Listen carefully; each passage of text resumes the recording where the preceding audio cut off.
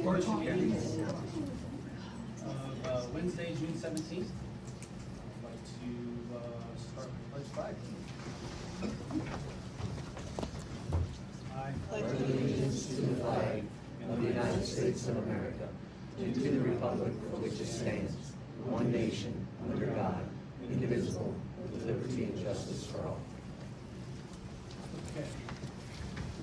There is a sign-in sheet. If you have not signed in yet, please do so at the door.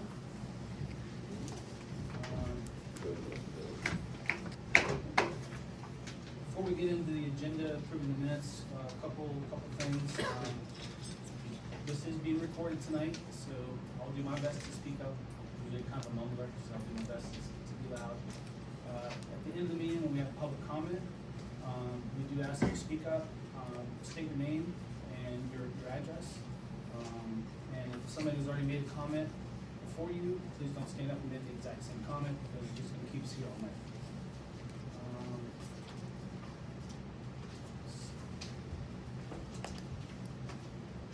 So, for those of you who have not attended a planning commission meeting, basically planning commission is essentially an advisory board. At the end, you can have time for public comment. We are not here to make decisions. We are here to advise the council and the zoning hearing board on what we found based off of the nuts and bolts of the saldo and the zoning requirements. So again, we're not here to, there's no swaying of decisions. It literally is what we found going through the nuts and bolts of things and what our personal feelings, or not personal feelings, what our interpretation of the rules are. That's what we have Mackenzie here, our solicitor, and our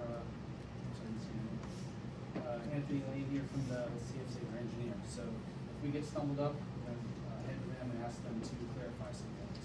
So I'd like to approve the minutes from April 15th, 2026. Make a motion to approve the minutes from April 15th. Do you have a second? Second. All in favor?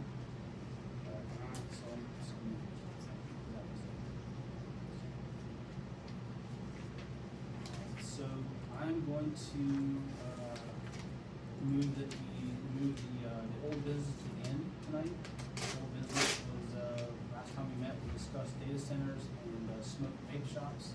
We talked and put together some ideas for ordinances. I would like to start with new business first because we have guests here this evening. And after we get through that, then we can go to the old business, so I don't have to stick around with this all night. So, I have to make a motion for that, is that correct? To amend the agenda, correct? So, can someone please make a motion to that effect?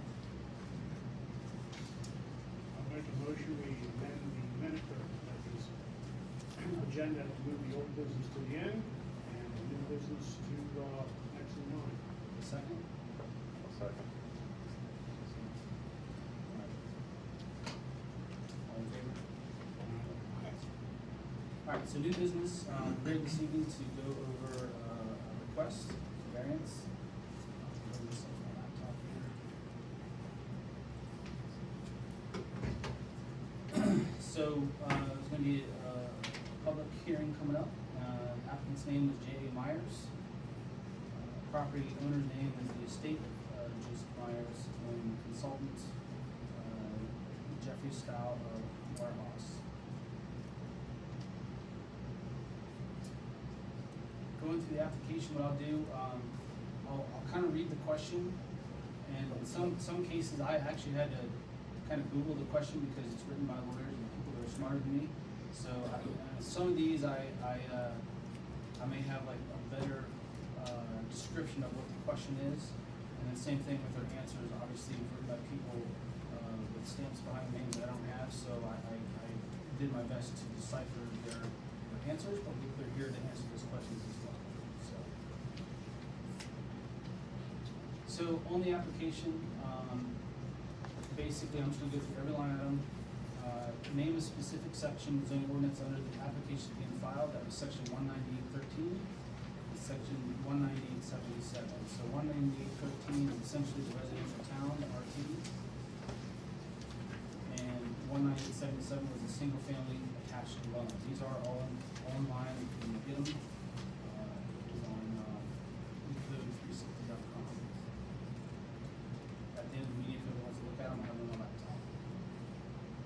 So the one question, the first question was a brief description of the proposed use. And the answer was 80 single-family attached dwelling residential development units to be townhomes on separate fee simple footprint lots. All street common areas to be deeded to HOA for ownership and maintenance. That was their answer. So I did a little bit of research to understand what that meant. I wasn't sure what footprint lot meant and everything, so I'll just do a quick, my version of what their answer is, and then we can all talk to them, and everybody has a right up here to talk about it. So, fee simple means, the buyer owns the dirt essentially under the footprint of the house. It's basically no front, back, or side yard to the house at all. Basically, the only thing they own is, like I said, just the dirt under the footprint of the foundation. The HOA would manage the rest. So, again, this is a way to back, in my opinion, okay, this is where I get my opinion here, and you guys can have your opinions and we can discuss it. This is a way to bypass standard residential lot size and setback requirements. It does allow builders to build more high density, add more properties in, to do it this way. By doing this, it makes lots even smaller, and therefore they are trying to get 8 units on this piece of lot, this piece of land. This puts the burden in the open space, roads, mowing, and buffers onto the HOA. Again, homeowners won't be involved, the township won't be involved, or the board won't be involved in the HOA. Footprint is not a standard residential lot, it's a way to maximize density, like I said. It does, in my opinion, change the character of the neighborhood from homes with yards to an HOA managed complex that a current zoning map I don't feel was designed to support. So, would you like to go into detail with your description and your thought on what any single-family attached dwelling residential development would bring to our town? Sure, if I could, Mr. Chairman and members of the commission, if I could introduce the applicant team. Okay. My name is Chris Naylor. I'm a lawyer with Barley Snyder, with I won't do a lot of talking at all tonight. To my left is Doug Lillick, project manager with J. Myers on behalf of the owner. To my right is Zach Mikley, sitting in for Jeff Stout from the project engineer team from Warehouse. So I guess maybe I'll ask Doug to describe just a general level, the footprint lot concept, or Sharon's question. Yeah, the footprint lot concept, like you described, is like the footprint of the house. But in this case, we kind of did like a variance on that because we need to have yard space. There needs to be, to have that 3,000 square foot unit. So we wound up doing a front and a rear and sometimes side yard for those, try to get as much square footage per unit that we can have. And it's still gonna be a HOA controlled streets, there'll be the plowing and the maintenance and all that. There'll be some common areas to mow, but the residents, the people that would buy these units would actually own them and they would maintain their piece of yard on both sides. It shows on that exhibit with the drawing showing the lot sizes and the lot line. Okay. Kind of a hybrid fee simple, if you will, where it's not just the footprint of the block of the building itself. Okay. For the audience, there is I think a small set and a large set are inside the building. We'd like to take a look at that. Comments? So, your definition of it and what he shared are two different things, basically.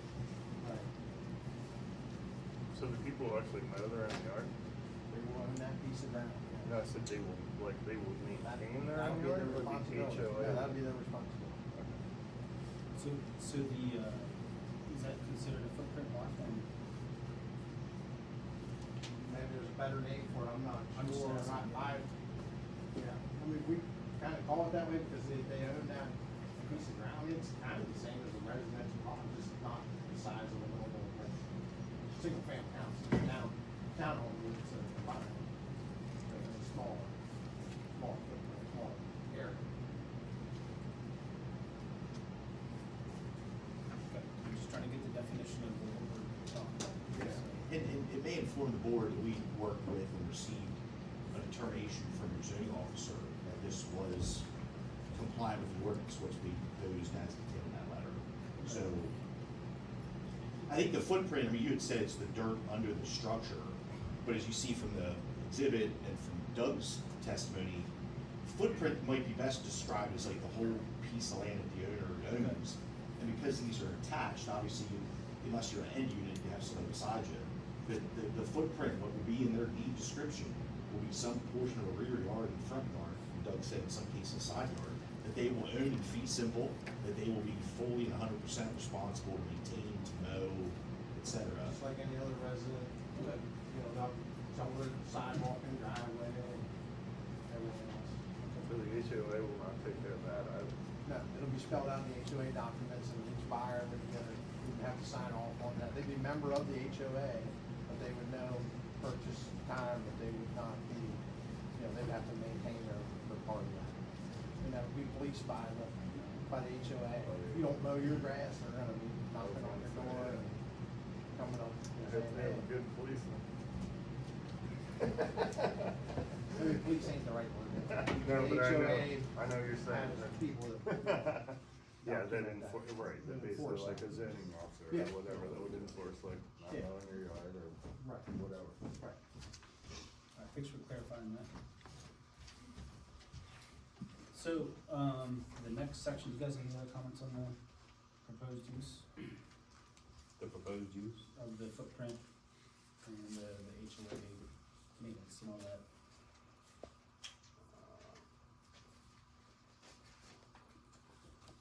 We can go through, read every section and come back, Yeah. so, okay. Alright, so, the next section is give a brief explanation of how the proposed use will comply with all applicable provisions and be consistent with the purpose and intent of the zoning ordinance. I believe that is basically saying if we grant you this special exception to build townhomes, prove to us that your specific layout will follow all the rules, setbacks, and density limits with our zoning code.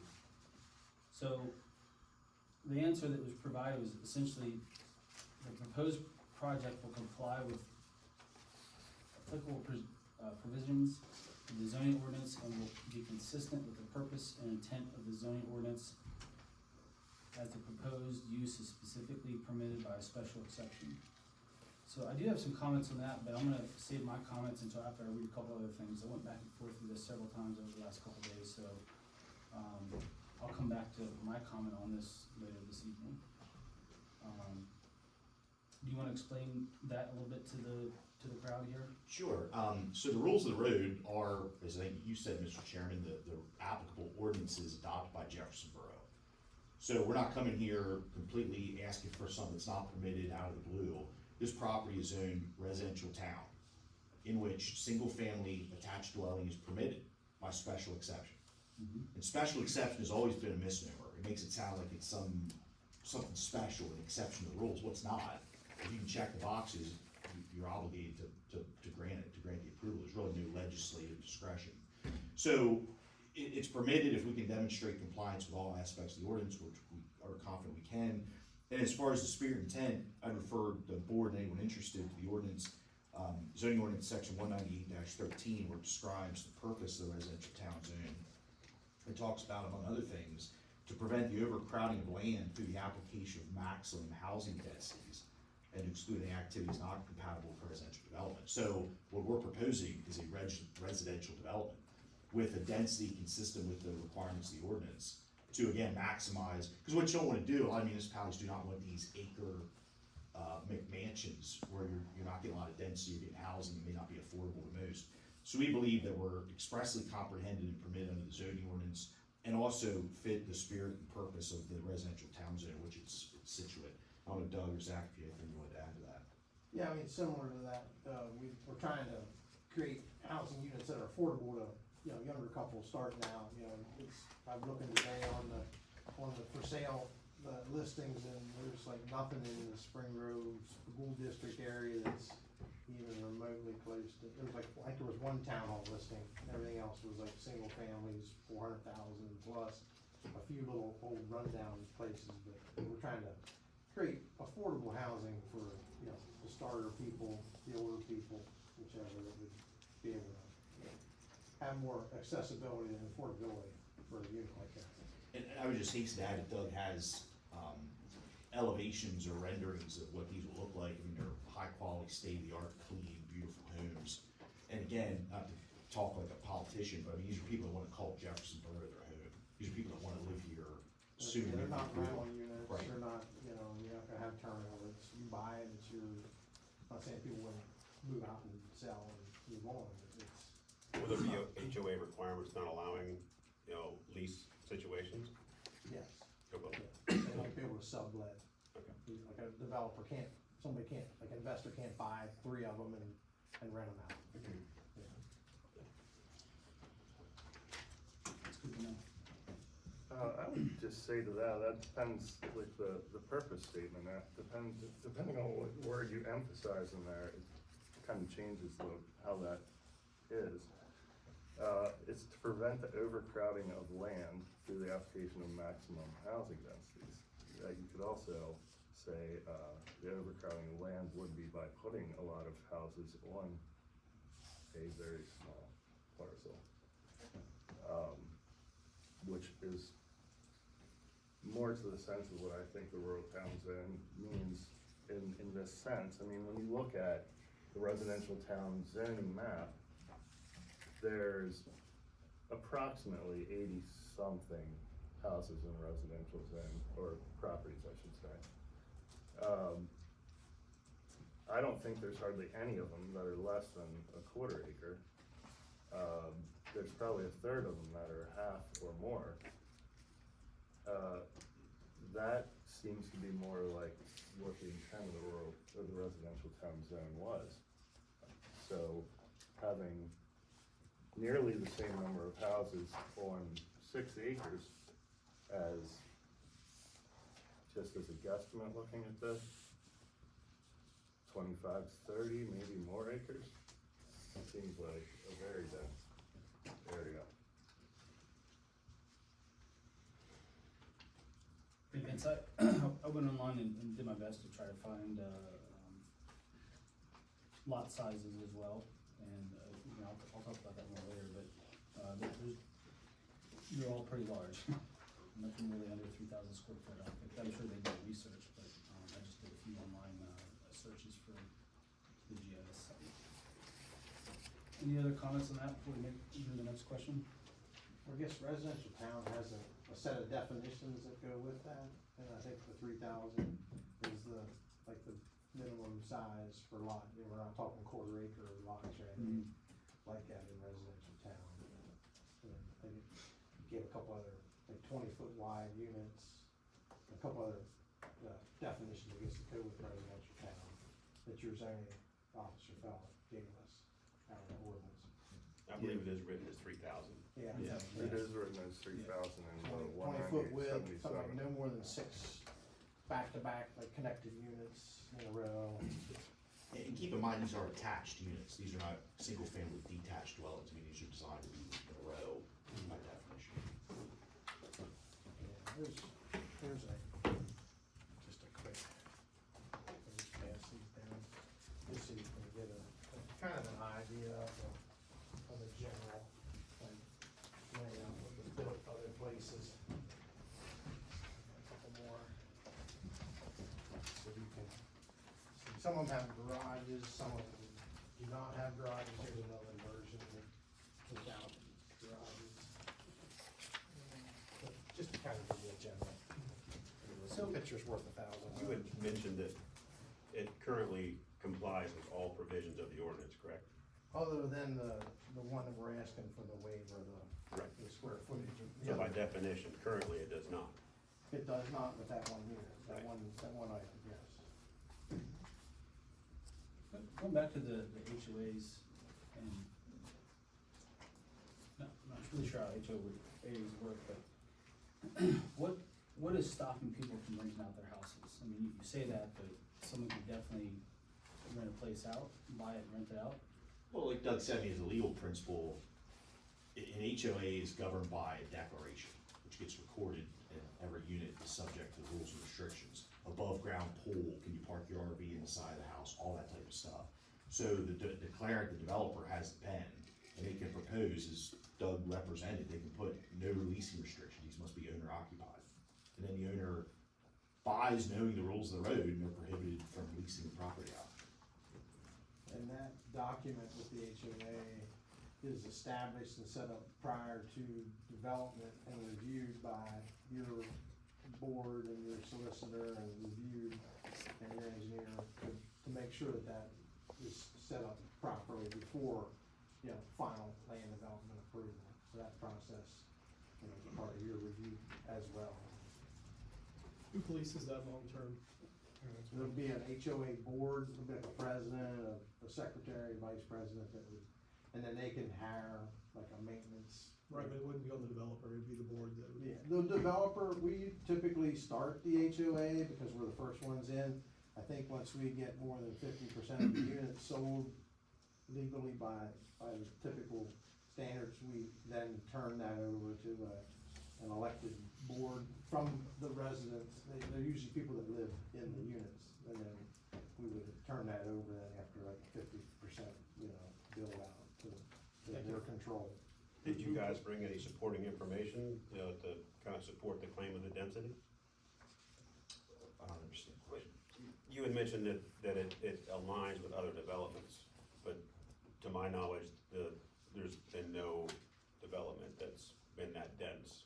I don't recall us saying it aligns with any other developments. I think we were.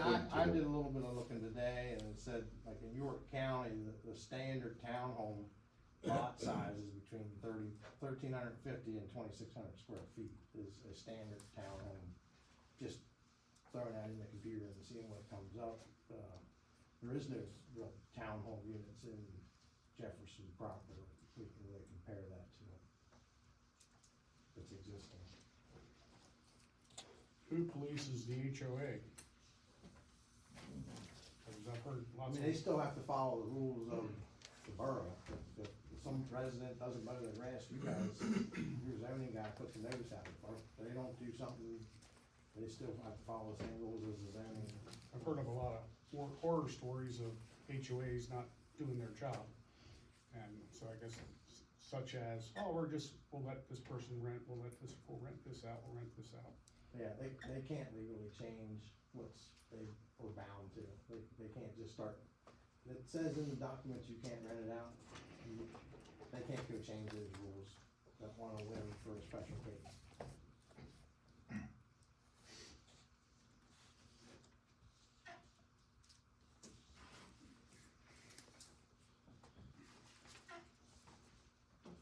Alright, I'm gonna move on to the next question.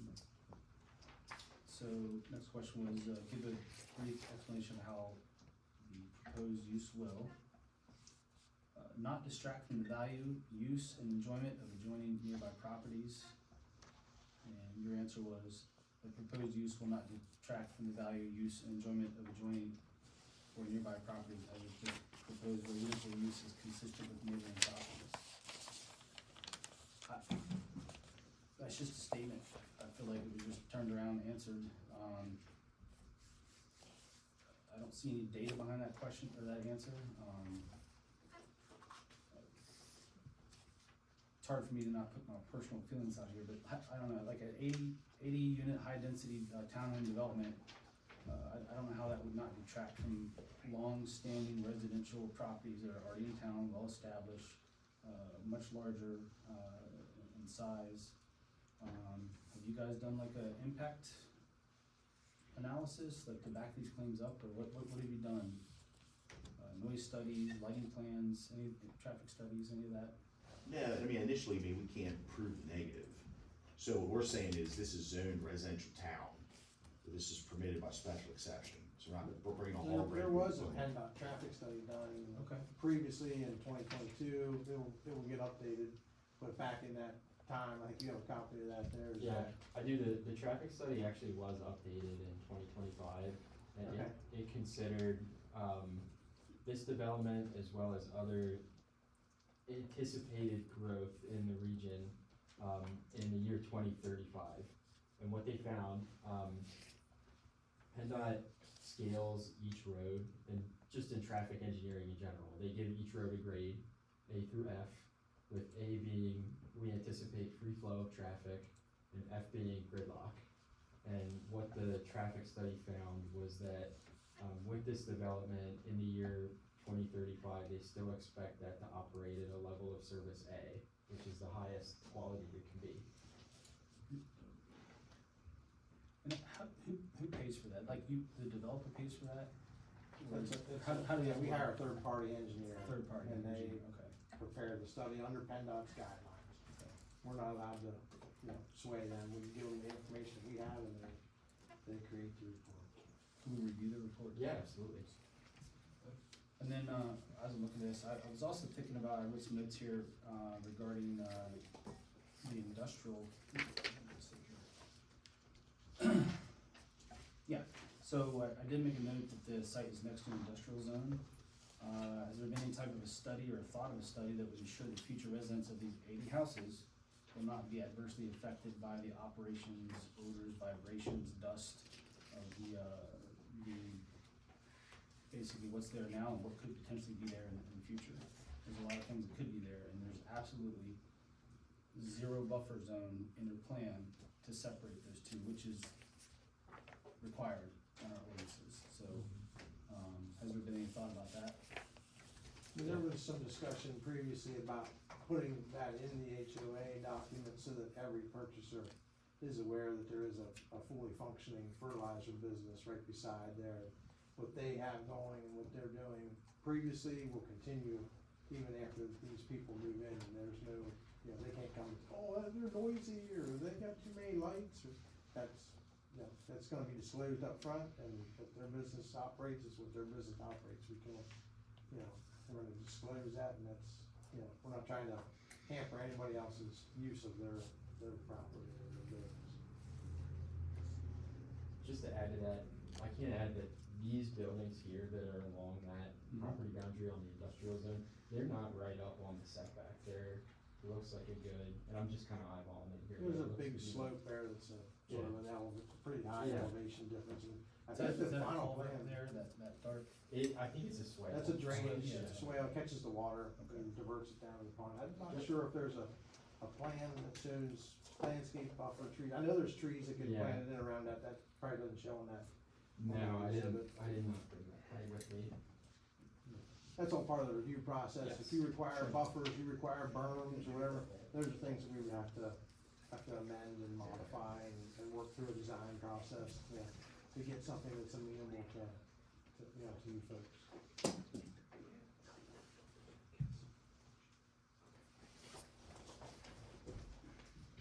I just think other than the traffic study, that's the only study you guys did for this, then I don't know how they, I'm not aware of I don't know, I don't is know.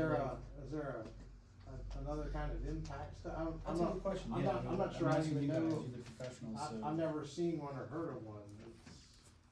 Guys, we're ready. In all the years of stuff that I've I think done. the question they're coming to is, how is this development not gonna detract from the value of all the surrounding neighbors? And that's the Yeah. question he's asking. Yeah, I mean, the industrial was one thing about the new people moving in and having complaints about whatever may be there. We have residential right next door, I don't see how you're not detracting from the value of your home by putting this in. Well, I mean, this isn't slumlord town, it ain't downtown row home city York, these are regular people that need a house. We're not it's not section 8 housing, we're not, calling in the immigration task force here. These are regular people that make a living just like you and I do, and need to be able to find a roof to put over their head. Yep, Yeah, I would like definitely, yours, I can't. well, no, but I We're definitely not would push back. inviting riffraff into town, we're trying to. I don't think it's about the people that's gonna be going into it, it's more or less, the density of what you're putting on land. And you state in your report that it's consistent with neighboring properties, but it's absolutely not. We have nothing this dense within the borough that I'm aware of. I mean, and what you're asking for with the variance in square footage is not minimal, it's 25%. Substantial.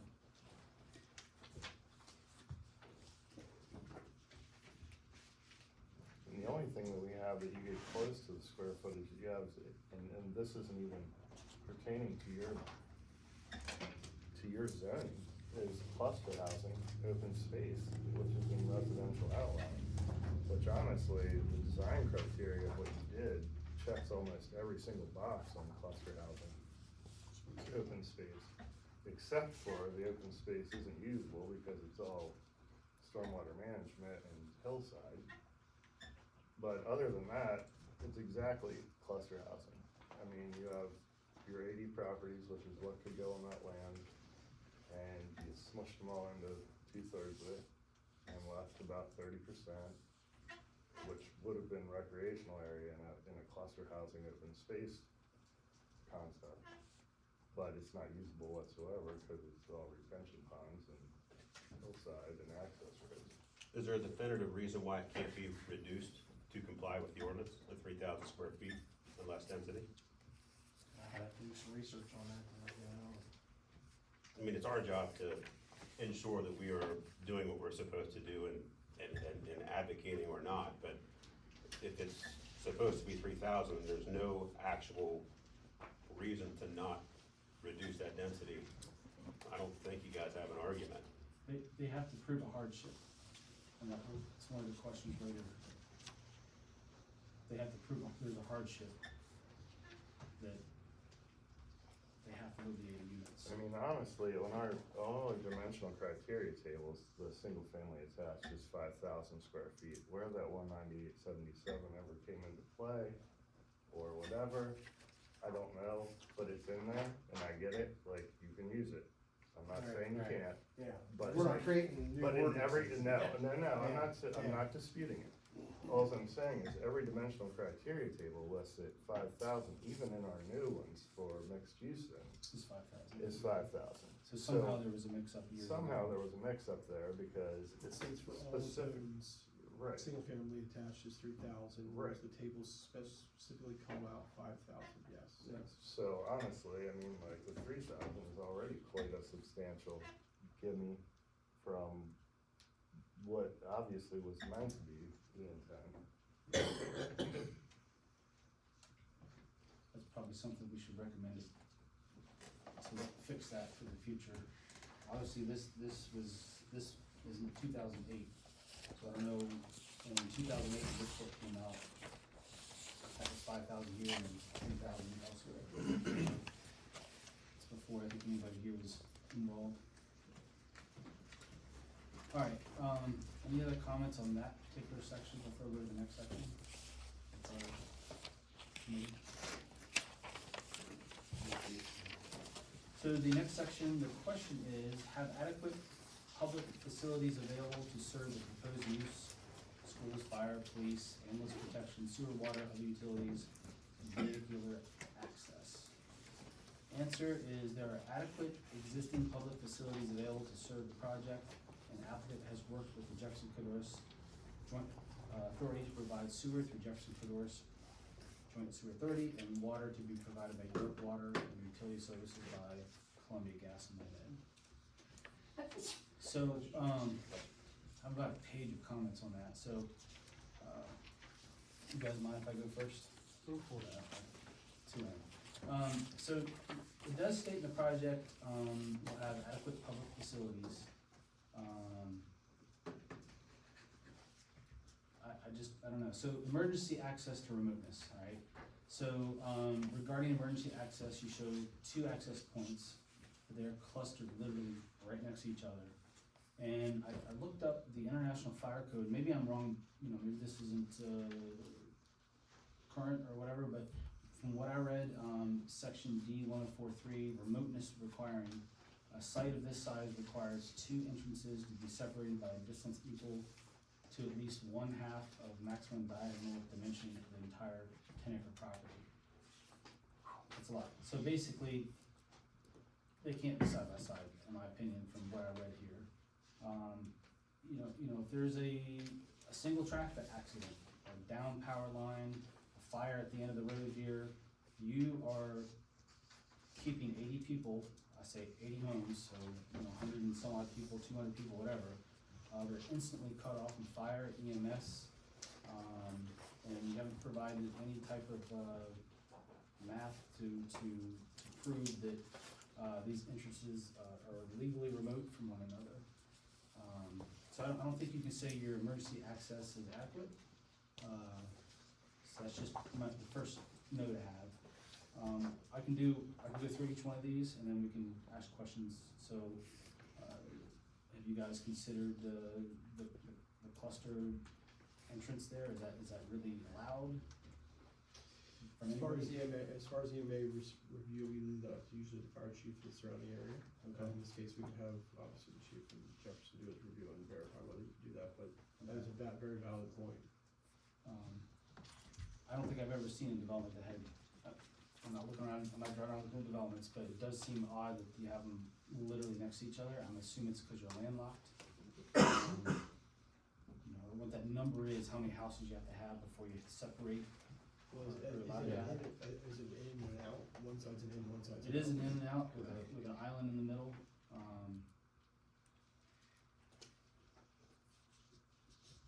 But they're not separated.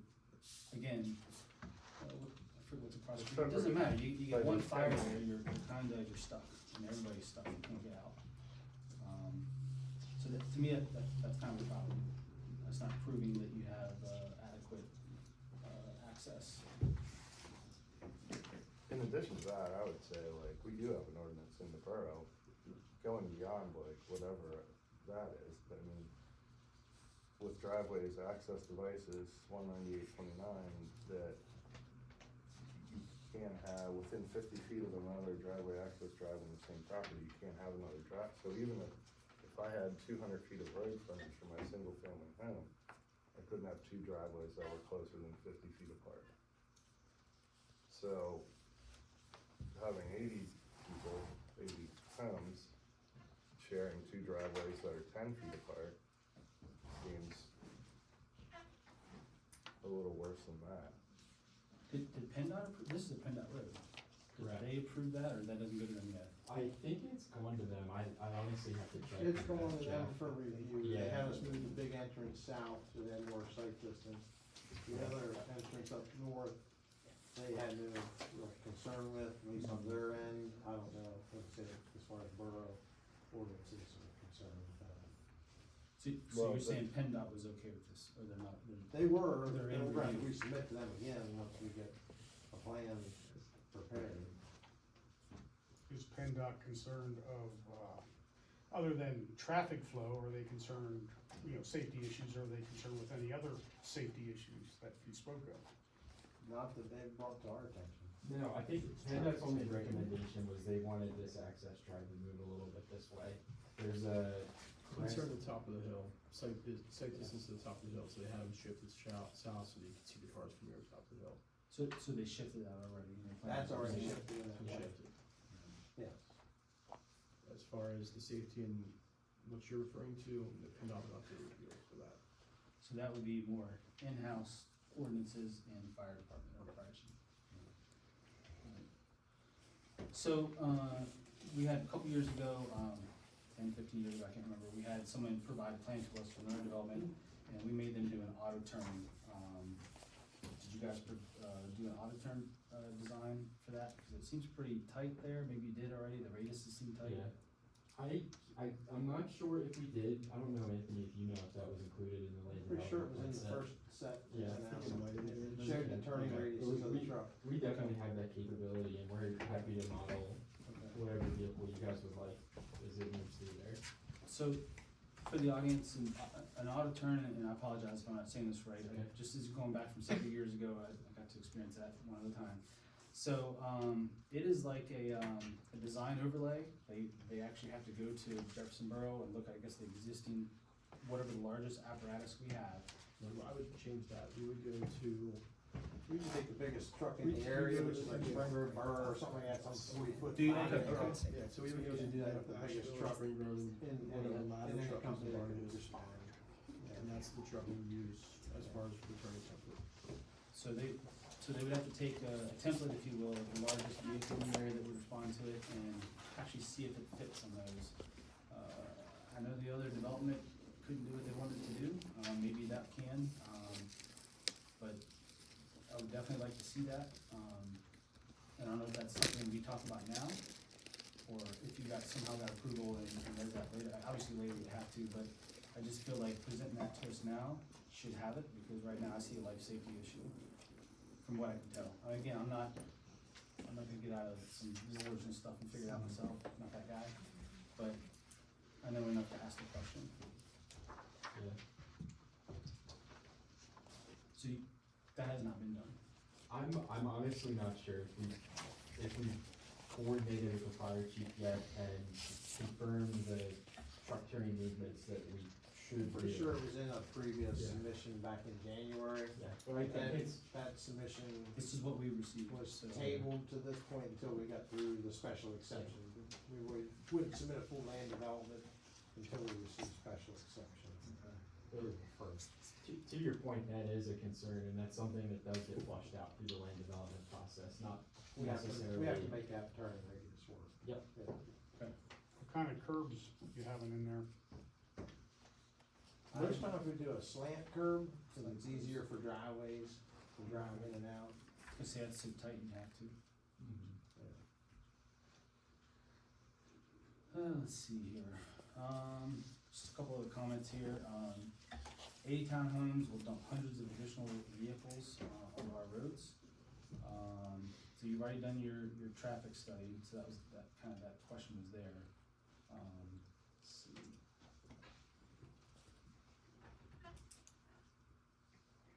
Was this study done with the driveway where it's proposed right now, or after it's been moved? That was before it was moved. Yeah. We have to update it. You're saying the study had, was it the study that made them move the driveway? No, it was PennDOT when they reviewed the plan. Okay. I was just gonna, cause the right, I mean, it meets it, but like it's already under desirable distance. The right turn out of there is under the desirable distance. It is or is It's it? not, it's under the desirable, but not under the minimum. That was the old Right. location. Yeah. Yeah, and you can see in the conclusion section of that report, that's where it references moving the access drive to Okay. improve that, yep. Alright, do you have, what's the letter you get from, will serve letters from, gas company, water company, et cetera? So We you did get from the water company and from the sewer authority. I know the sewer authorities, they're happy about it. Yeah. I do have a question about the sewer authority, is that downhill all the way, or is there a transfer station or something that? It's all gravity. Okay, all gravity All fed. gravity, yeah. I didn't see that one.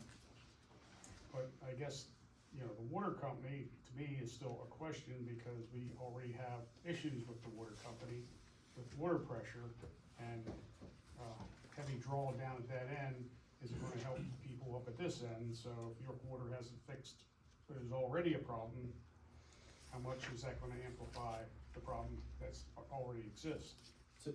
So you do have a little serve from them, from the water company? Yep.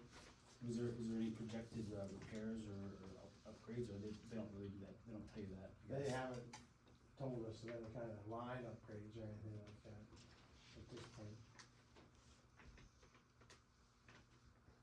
We do have approved documentation that we have water concerns within the borough. Okay. Correct. And I'm asking, I've heard that there may be concerns, is that something that's been founded? I'm not really sure, that would be a question we could ask, I thought there was already, somebody, I'm not sure. I thought there was already issues with like during fire that they didn't get enough water to the truck. York Water has been contacted about flow to the hydrants, and we have not heard anything back. They were supposed to let us know when they are testing the hydrants and stuff, and we have not heard back from that. Okay. But yeah, we do have numerous complaints, York Water does have numerous complaints. So that's the concern about the 80 additional homes, if we already have complaints from some residents.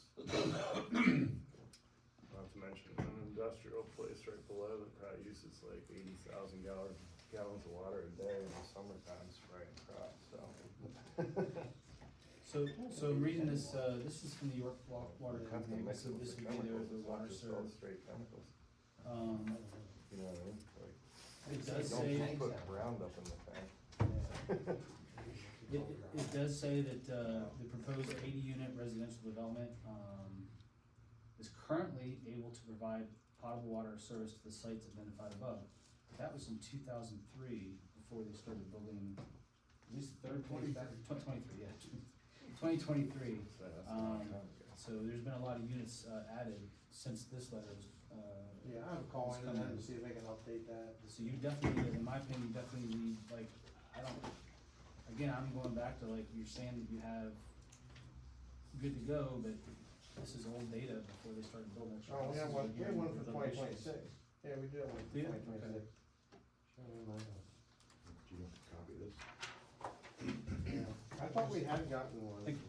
I'd just like to see York Water say they fixed their issues before we proceed. Yeah, I'm not aware of past issues, maybe you guys have sat with them and talked with them, and maybe that's a discussion that would be good to have. I have not, I've just heard it from other, Yeah, I I don't have any I don't data on wanna- that. bank a lot on just rumors. Right. Well, and I don't know if you saw this, Dan, but it goes on to say, or get no guarantee regarding the available water flow rate or pressure at this site. So they're already saying there's no guarantee. They we're say gonna that have on to all, rate they say pressure. that on all their letters. They give that to everybody. It's the same on every, you get an ask for will serve letter for New Salem Borough, and you're gonna get the same, letter.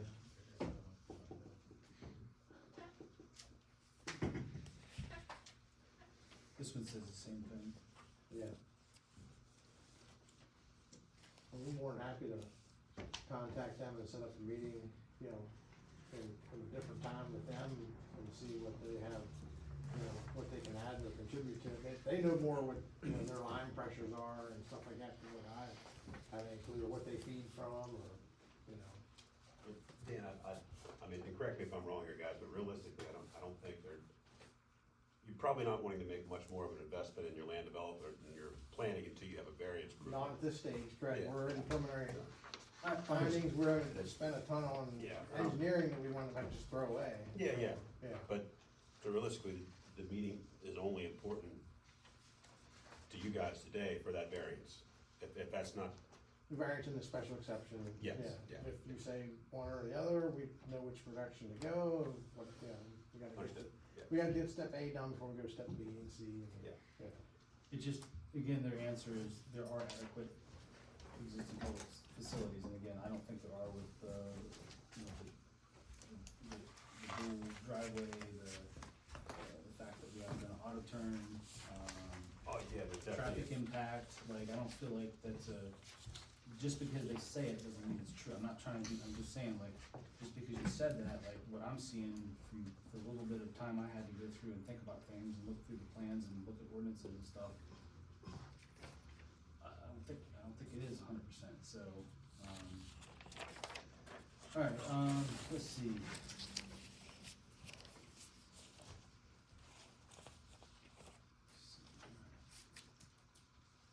So D was, comply with those criteria specifically listed in Article 6 and all other applicable regulations contained in the zoning ordinance. Again, let me read that again. So the question is, give a brief description of how the proposed use, let me find it again, I've got so much stuff in between there, will comply with those criteria specifically listed in Article 6 and all other applicable regulations contained in the zoning ordinance. Your answer was the proposed use will comply with the criteria set forth in Article 6 of the zoning ordinance. Sorry. Okay, so this section, I think requires you, the applicant, to explain how this project complies with specific criteria in Article 6 of the zoning ordinance. So this is the 1977, or 1980-77, this is where it talks about the 23 hundred square foot. Or the 3,000, yeah. So we kinda hit that already a little bit, but basically it just says, the application states on this form that the project complies with Article 6. However, it doesn't really comply, cause in the very next section of this same application, the dimensional variance is requested to drop that lot size down to 2,300 from 3,000. I don't know if you can say that part D, that the project complies, and then you say it doesn't comply by requesting a variance. Maybe I'm reading this wrong, but that's kinda how It was a little backwards, is it the chicken or the egg? Yeah, Cause yeah. both applications were all part of the same format, so you couldn't apply for special exception, get that, and then do variance, you had to, like, submit both those pieces of data at the same time for review. First, last, second, third, whatever you call it, it's just, it's hard to explain that, but yeah, it had to all be applied for together. Yeah. Any comments on this section, or anything else you wanna talk about this one? I mean, basically, it's 3,000 and 4,100. So, Yeah, I mean, no matter how you cut it, I mean, there's nothing right now that you guys are presenting that says that you can't reduce it and meet the 2,300 square feet. I mean, unless you have a reasonable, Or meet the 3,000. or the 3,000, yeah, so I mean, it's, in my opinion, it's kind of a moot point. I mean, yeah, it's more advantageous, more profitable, or, I mean, for the layout and design, I get it, but, I mean, can you reduce it or increase it to 3,000? Until there's evidence that you can't, I don't know why there's really an argument at this point. I don't know if there is a lot in town that is 2,300 square foot, going back to, being similar in stature to the other ones. I found some local properties. 14 Berlin is 11,761, 2 Berlin is 23,100, 54 Berlin is 23,953, 47 Berlin Street was 30,000 square foot. What zone are those in? They are all, it's a good question. Yep, sorry, I didn't look at that. I was just looking at the My guess would overall. they would be like the village center zone more than likely. That could be. Yeah, that would likely have smaller zone, have smaller lot sizes. Yep. I mean, when you look at the zoning map, all the houses outside Village Center going both ways, that are these skinny little lots, all of them are quarter-acre lots, at least 10,000 or more. So the brief description or nature of the variance requested is variance to permit minimum lot size of 2,300 square foot, so that's what you're asking for. So again, I'm just saying there's nothing that's 2,300 square foot in town.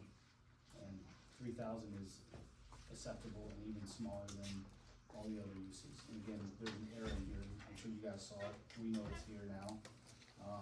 Of course, we're gonna monopolize that, but that's okay. So mistake. Alright, so give a brief description of how the proposed use will, this is kind of weird. The nature of the unique physical circumstances or conditions peculiar to the property in question and not shared by other properties in the vicinity. This is on the request for variance, correct? That's what you're reading from? Yeah. Just wanna make sure we're on the same page. Is that okay that I keep Yeah, going? I just wanna make sure we're Okay. on the same Yep. page. So, to apologize. The answer was the property has unique topography and slope features along with the neighboring property uses which justify the decreased minimum lot size and increased impervious surface coverage. So, let me go back to the question.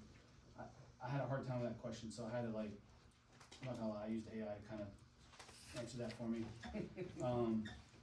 So, unless I'm wrong, I think the question is, prove that the physical dirt on this site makes it physically impossible to build under the standard rules.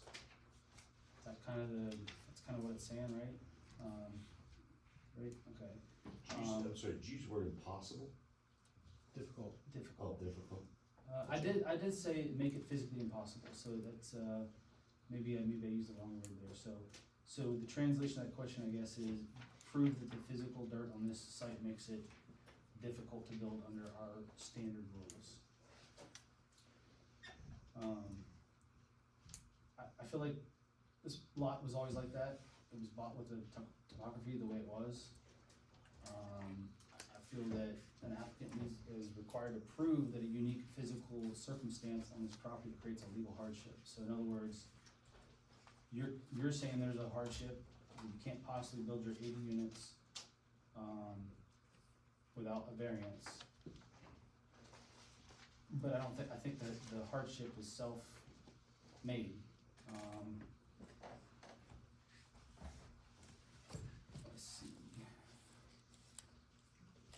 evading the zoning law, severe topography is only a legal hardship if it prevents the applicant from making reasonable use of the property. So I don't know what reasonable use of the property is, like 40 houses reasonable, is 50 houses reasonable? I mean, I don't really care that there's 80 there, it's just the fact that it's so jammed in, I don't think it's safe. What's that? No. Okay. I did my best to do some research here, I'm not an engineer by any means. Is there a hardship to go from 3,000 to 2,300 is the question. Right. That's what we're sitting here at, and a part of this asking is there a topography hardship based upon what they have Well, to they- change lot size? Again, their answer was, the property has unique topography and slope features along with neighboring property uses which justify the decreased minimum lot size. I disagree with that. The land was always like that, I don't think there is a hardship there. Well, I'm prepared to respond, I don't, if. Go ahead. I didn't know where in your process that Go came. ahead, yeah. So, yeah, it's almost 8 o'clock, but, so, we didn't come up with this concept of a variance. Sure. Right, I mean, it's in the zoning ordinance, the zoning hearing board does just a handful of things, one of them variances. The idea being that we're setting the rule book for every property in the borough or the township, wherever you're at. And the law understands there could be something unique about a property that justifies a relaxation of the rule.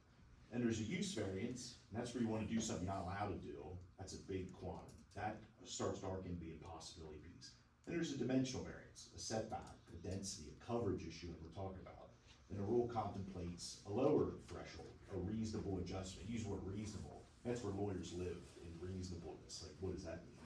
Typically speaking, that hardship, that physical characteristic could be anything, I could ask Doug to elaborate, or we can give that consideration for the zoning hearing board. It's the size of the lot, it's the shape of the lot, it could be constrained lands, streams, creeks, soil type. I mean, anything that says this one property should be given some consideration, that based on how the slopes, the layouts, this is how this has to go. It's not an impossibility standard, to be clear, it's strictly impossible to build 3,000 square foot lots. Is a reasonable adjustment, that's the term of art, a reasonable adjustment warranted here. And the other thing is, there is no basis, because if the rule is, if the property was like that when you bought it, you would never get a variance, because the property's always like that. Sure. It's that the hardship element is the self-inflicted. If they went in and had a beautifully flat piece of land and they bulldozed and moved a bunch of stuff around and cried uncle, like that's where you talk about self-inflicted hardship. But here, the fact that the land was like that, that's not a basis to deny the variance. So, I don't know if Doug's prepared to remark on that now, but I mean, of all that pot of gold, or pot of variables, a land designer's gonna look at that and say, how's this gonna fit on this site? And they came up with the determination that we seek a minimum of 23, and I think Zach may elaborate, that's not 2,300 for every single lot.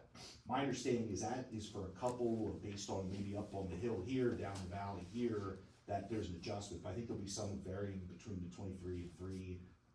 Zach, I don't know if I'm right about that. Yeah, there's 27 lots that exceed the 3,000 square foot threshold, so as we're kind of talking about the variance, it's 53 of these lots, you're considering it for the whole site, but there's 53 that don't meet that threshold. And not all 53 are at 2,300. Correct, yeah, Some not all are 53. 24, 26, Yeah.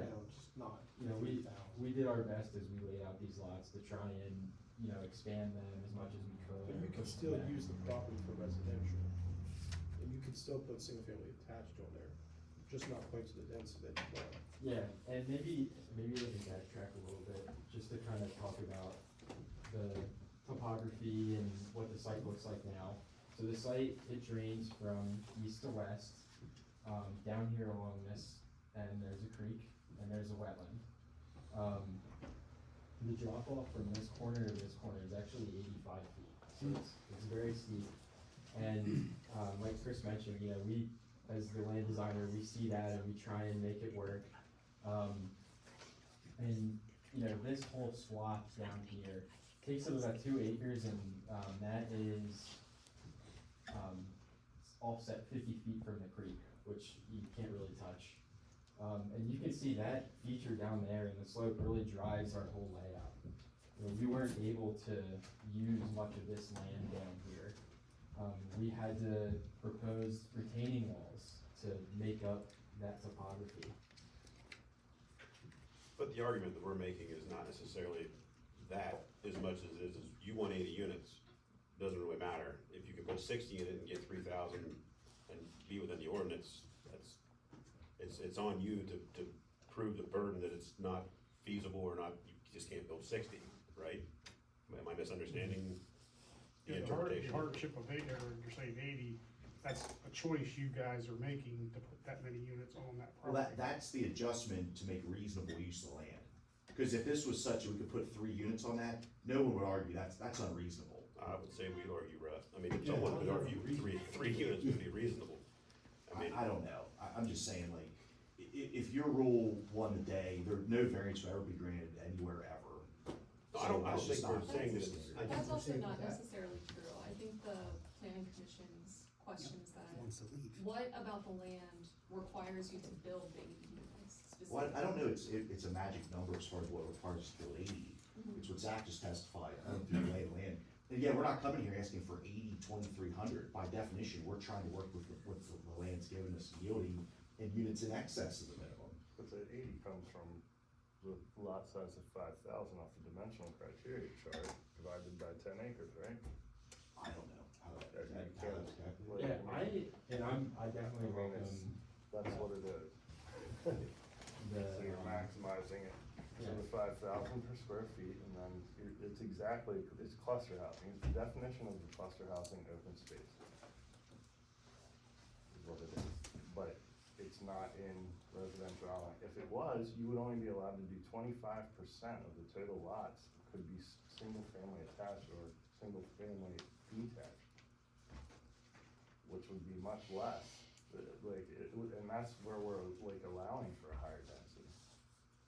Like, that's a provision where you're allowing for a higher density. That's the whole point of it, to allow a higher density of houses so you have some space.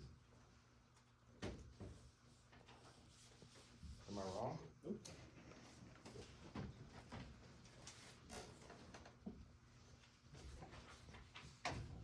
Any other comments before we move to the next question and answer? So, the next question is, give a brief explanation of how the proposed use will, why there's no possibility that the applicant can develop or make reasonable use of the property in strict conformity with provisions of the zoning ordinance. So you got a kind of a long answer here, so bear with me. As the applicant is seeking dimensional as opposed to a use variance, the applicant does not need to show that the strict application of the ordinance would result in making the property practically valueless.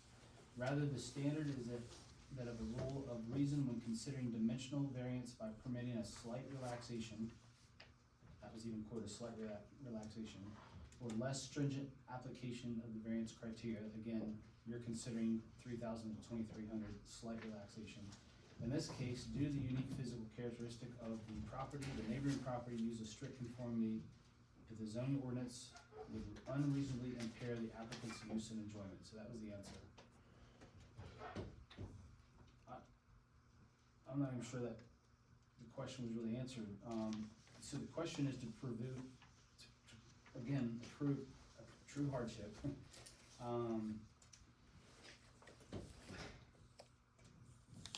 I feel like your answer was, we want to change the math and measurements to make it Yeah, work. the question is, So, why can the applicant not make reasonable use of the property with conformity to the zoning ordinance? I don't know what that paragraph was. you don't know the what? I don't know what the answer is. I agree, I don't. I don't think the Follow answer, the answer. I don't think the question was really answered.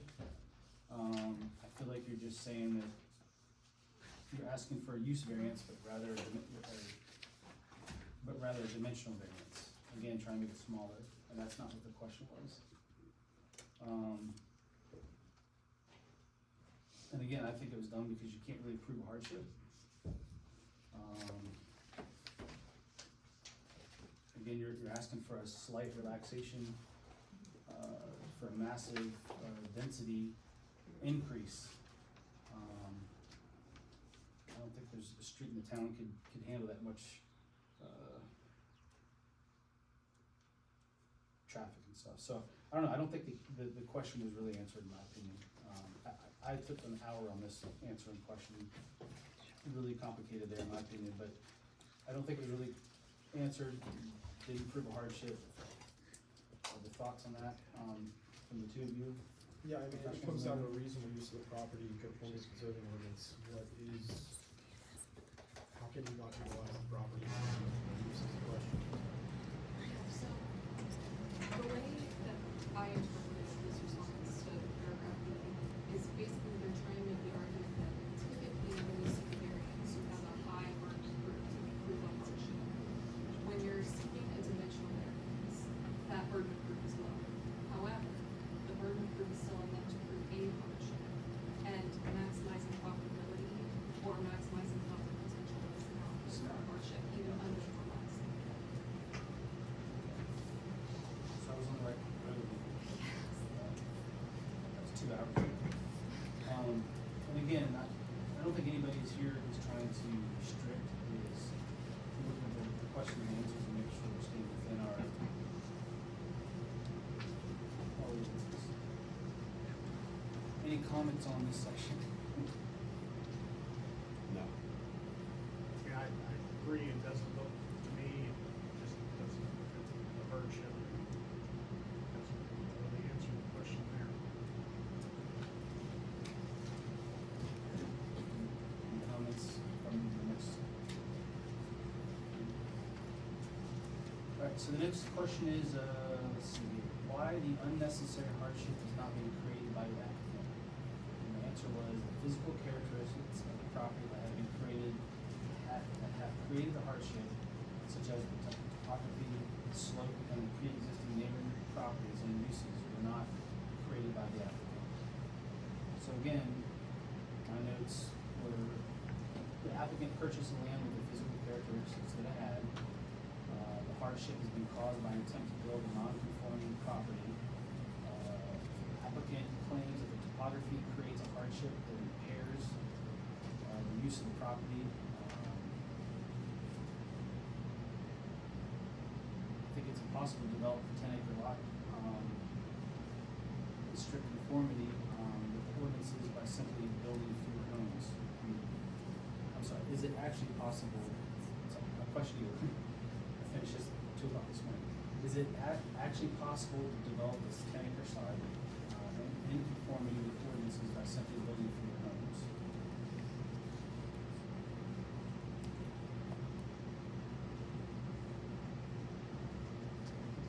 It's a question. Yeah. Yeah. I mean, So I'll ask it again. So, is it actually possible to develop this piece of land, and stay within conformity of the ordinances by simply building fewer houses? I mean, anything's possible. We talked about it earlier. You could take this land and put one home on it. Sure. And you develop, I think it comes back to that reasonable use of the property again, no later, so I won't claim to understand that, but, I feel like the hardship is, if you don't build the 80 units, then you don't get the profit you're looking for, and that's, I understand, I would wanna do the same thing, make as much money as possible. But I don't think we should be changing things, so, I saw some cameras that I thought. I mean, we're not suggesting you go to the one or the extreme of the one, it's, is there something less than 80 that would make it work for you and still meet the criteria of the zoning code?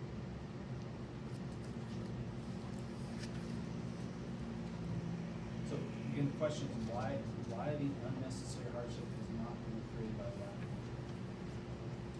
I think the applicant created the hardship by putting too many properties or houses on this property that, like you said, is extremely hard to build on. So, it doesn't have a rec area, other things too, but that's down the road.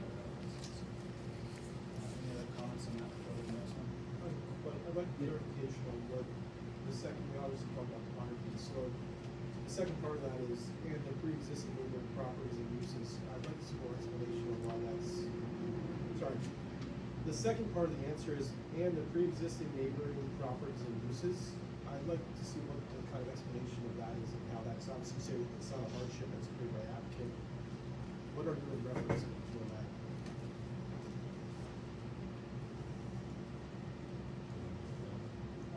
What was your question? So your answer, the question is why the unnecessary hardship has not been created by the applicant. The response is, physical characteristics of the property have created the hardship with topography, slope. Then you go on to say, and the pre-existing neighboring property or uses. Explain the second half of that answer.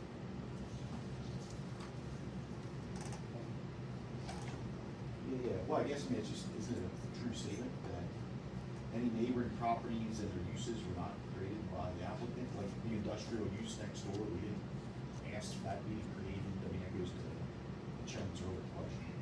But how does that use, like, how does that use create a hardship for the applicant? You're right, sure, so the applicant has no control over the neighboring uses of the property, right? How does residential and industrial create a hardship for you guys? That's what, yeah. That's what we're asking. I think the chairman mentioned earlier that, about how these uses are right next to each other and how that might create the need for the developer to add additional buffers there to make these units attractive. To make them attractive. Make them, Screen the use between the residential and the industrial. Yeah. I think space to do that.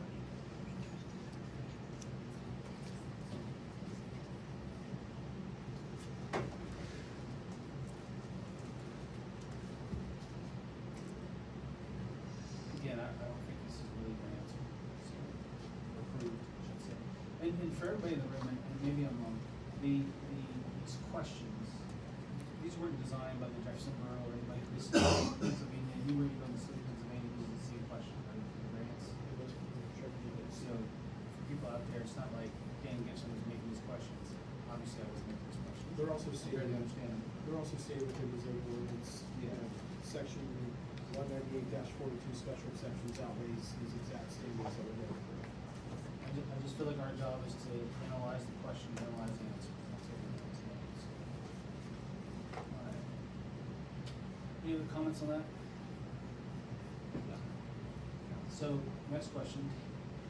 Why the variance, if authorized, will not alter the essential character of the zone or neighborhood and the property is located, in which the property is located, nor sustainability or permanently impair the appropriate use for development of the adjacent property, nor be detrimental to the public welfare.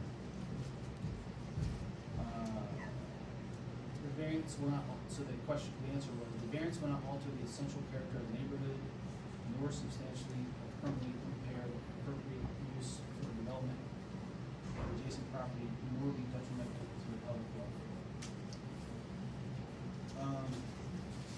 So again, you're asking us to shrink the lots to 2,700 square foot.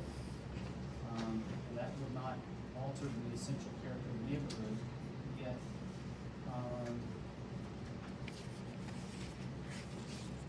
look, tax records, I couldn't find anything that small. You know, I've gone back to that a couple of times. I just feel like mathematically and visually, the massive influx of like 80 homes, micro lots, completely alters the low density, historical character of Berlin Street. Maybe you don't think Berlin Street is historical, but I think the oldest house in town is on that street. Since the burden of proof is on you, the applicant, is there any data-backed explanation how reducing the density is 1,000% higher than the average, than that street, than the average just the essential character of the neighborhood?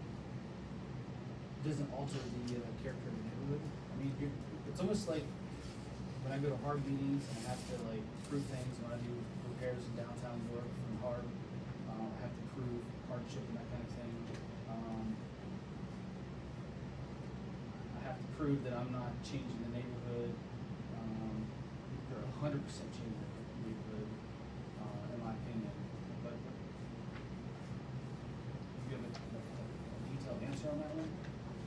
Well, let me give it a shot. Yeah, So sorry. by definition, my understanding is a vacant piece of land.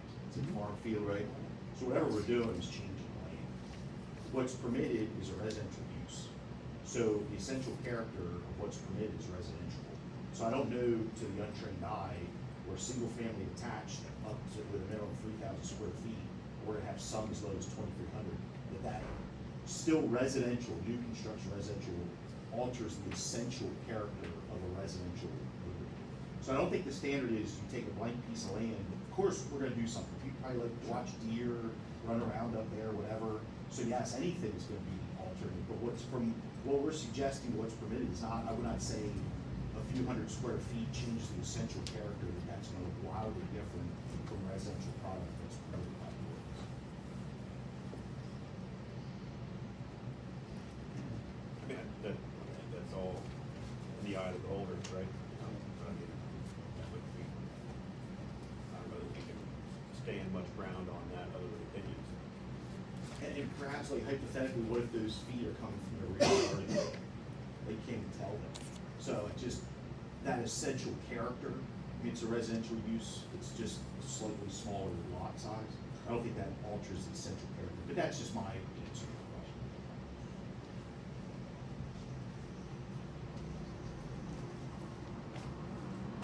Any comments on that? No, it's residential count. I mean, when we're talking essential character, yes, it's gonna change it as it's all, sorry.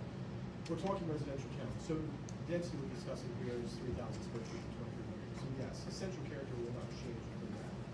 So I think in this case, yes, what if you are, is you're gonna see a development, you're gonna see a more dense development. Will that change with this size? Yeah. Kinda sounds like you need to get rid of the zone residential down 100%. Get rid of it completely, because you don't want any of it, so why even have that zone? Well, you know, I think it's there. where a lot of the questions weren't, in my opinion, 100% answered, so that's what we're doing tonight. So why the variance, if authorized, will represent the minimum variance that will afford relief and will represent the least modification possible to the regulation in the issue? So the answer was the variance will represent the minimum variance which will afford relief and represent the least modification possible to the regulation that issued as a requested variance, as the minimum variance to give the applicant. When we were relief designing, requested. we were at 2,000 square feet per unit. I went back to the engineer and I said, what can you do? Can we extend the yards? Can we, widen the unit? Can we do something to, and they went back and they reworked the numbers, and got to 23. I was trying to get it as close to 3,000 as I could get it to fit what we have there. So we're not asking for 23 and, I don't even need 26. We were asking for what we need for the minimum on the smallest unit. Above and beyond the ask. Again, I had that answer like 15 times, I kind of feel like we just took the question and turned it into a statement and called it an answer, so I don't really think there's any zero data, no justification, just simply, again, regurgitates the question back to us, in my opinion. I don't know what you guys think when you read it. I think one thing I'd add to that is when we look down through the use code, I'm looking at zoning attachment 198 attachment 1. We have a use code for uses within the zone, correct? So we're really discussing single-family attached dwelling is a special exception.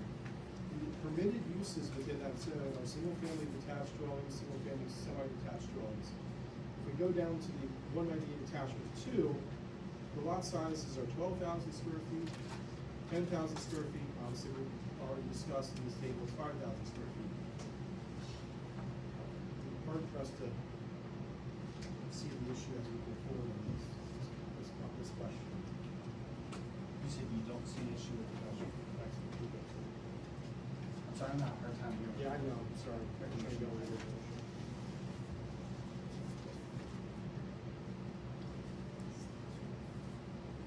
Well, slight variance if authorized will represent minimum variance, will afford relief and will represent least modification possible. So we're already allowing a modification as possible special exception, and we're already utilizing 3,000 feet that came from somewhere in the ordinance. Every other permitted use is 12,000 or 20,000 square feet per lot. Why do we need on to 300? The request you're asking is a large, to me, modification of the regulated use. It's not a relaxed.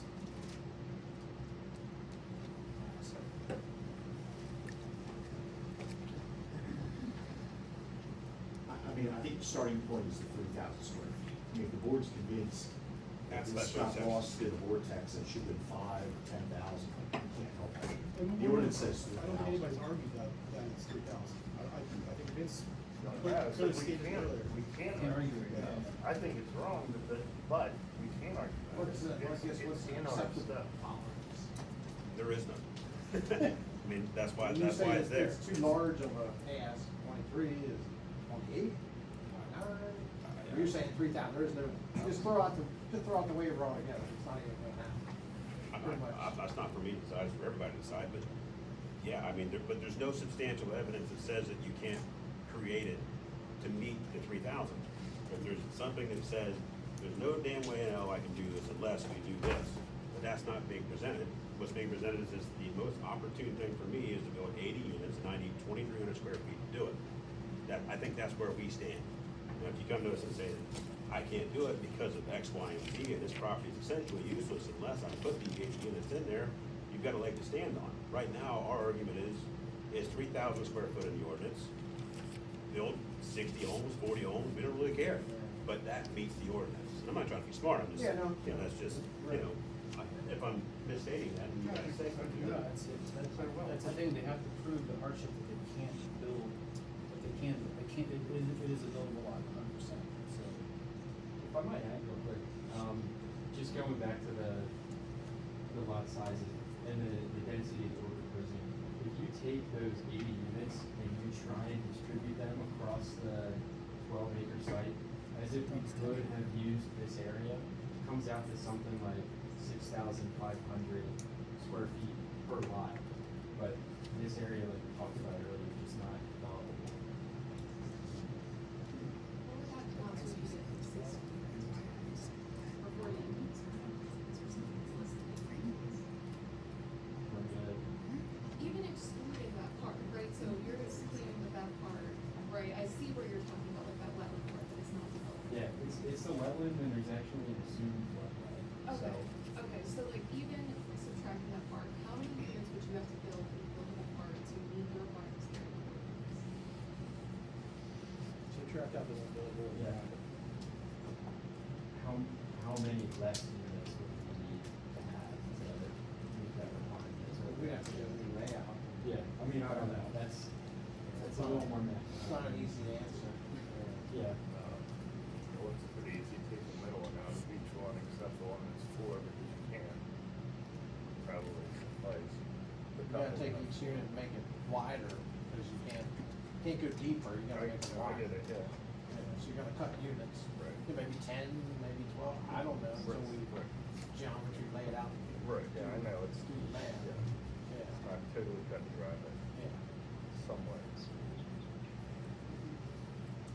So. Thank you.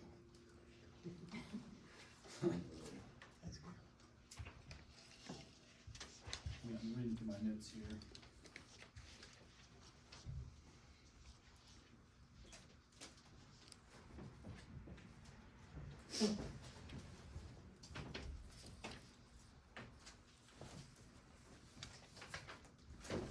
So I'm gonna go back up to that first question real quick.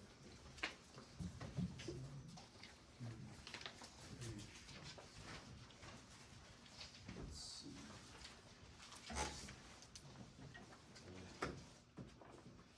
Alright,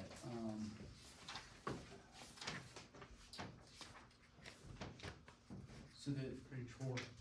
Yeah, page 4. So the question is, give a brief explanation of how the proposed use will comply with all applicable provisions and be consistent with purpose and intent of the zoning ordinance.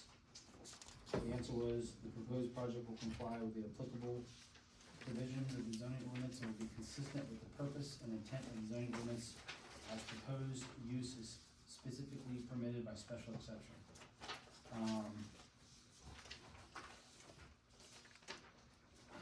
Let me zoom in here.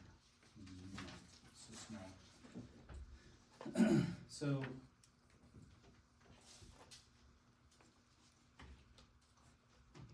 sorry.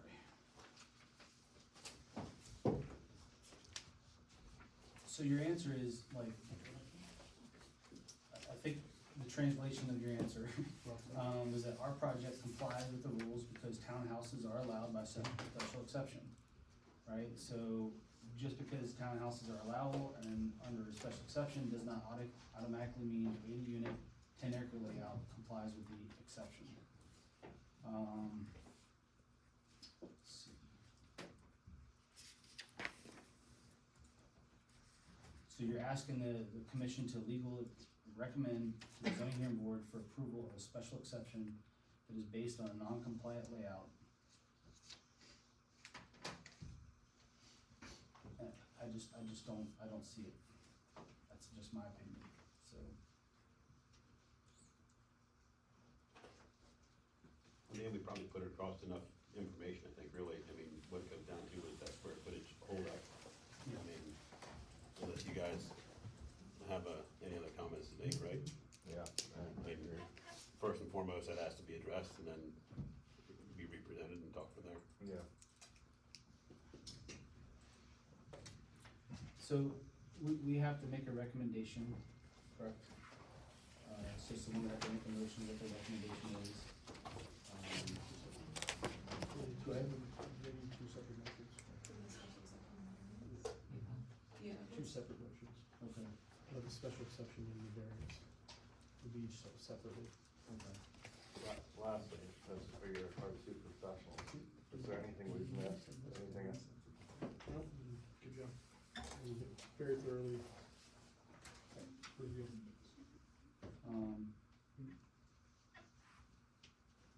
Something for us? No. Okay, alright.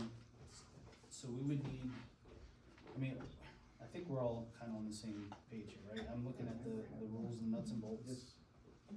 It's not Put it that way. a hardship, correct? Correct.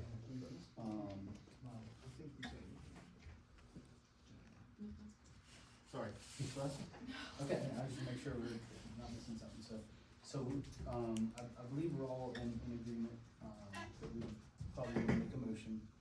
But I'm gonna need help walking through this a little bit. The variance, would not, how should I say it? What's the best way to put it? I mean, due to the provided evidence currently, right? I mean, Yeah. we, I mean, and whoever wants to make the motion, you know, we would recommend, to deny the variance. I mean, that would be my recommendation, the variance, and someone else can do the special exception. Okay. I mean, until we have proof that there's a hardship of a real need for that reduction in square footage, that would be my position on the variance. As long as you guys support it.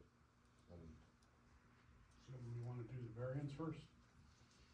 That's fine. Yeah. Whatever we're doing. Someone please make a motion. You made a motion. Motion. Do we have a second? One second. All in favor, say aye. Alright. Any nays? Any nays?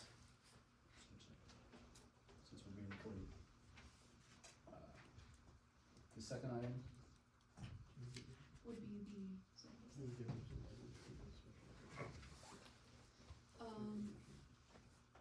for the, so what is your position on the special exception? For the commission? You call for the special exception to the that's basically. We recommend or deny, you know, or to the zoning hearing board, or based upon the special exception of the uses for this way. okay. Well, I don't know if I'm allowed to make the recommendation since I'm the chairman. I guess I couldn't quite hear what you said. Yeah, you either recommend to approve or recommend to deny the special exception to the zoning hearing board. I recommend to deny the special exception to the zoning hearing board. Is there a second? All in favor? Any nays?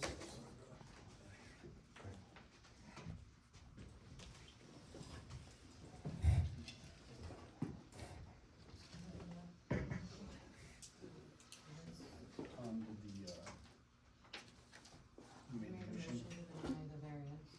Yeah, to deny, Second. well, yeah, deny the special exception. I did not declare. You denied, and then who second?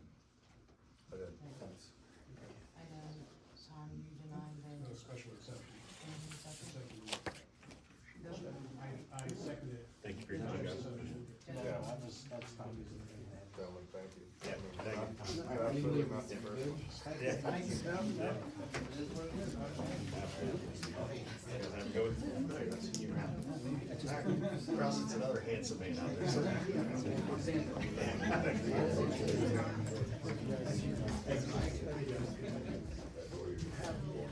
Explanation with that, it was denied because the ship didn't supply.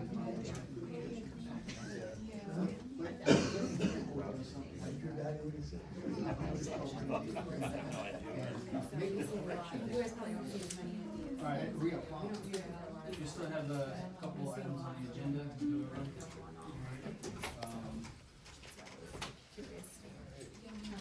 Because they don't care about it.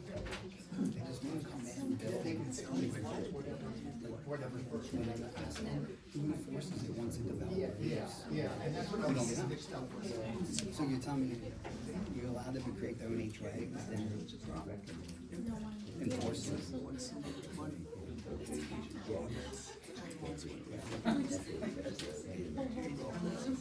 Okay, we're gonna, go into the next item on the, agenda this evening, discuss the, data center, ordinance. So, last time we met, we were asked to, come up with an ordinance for, data center.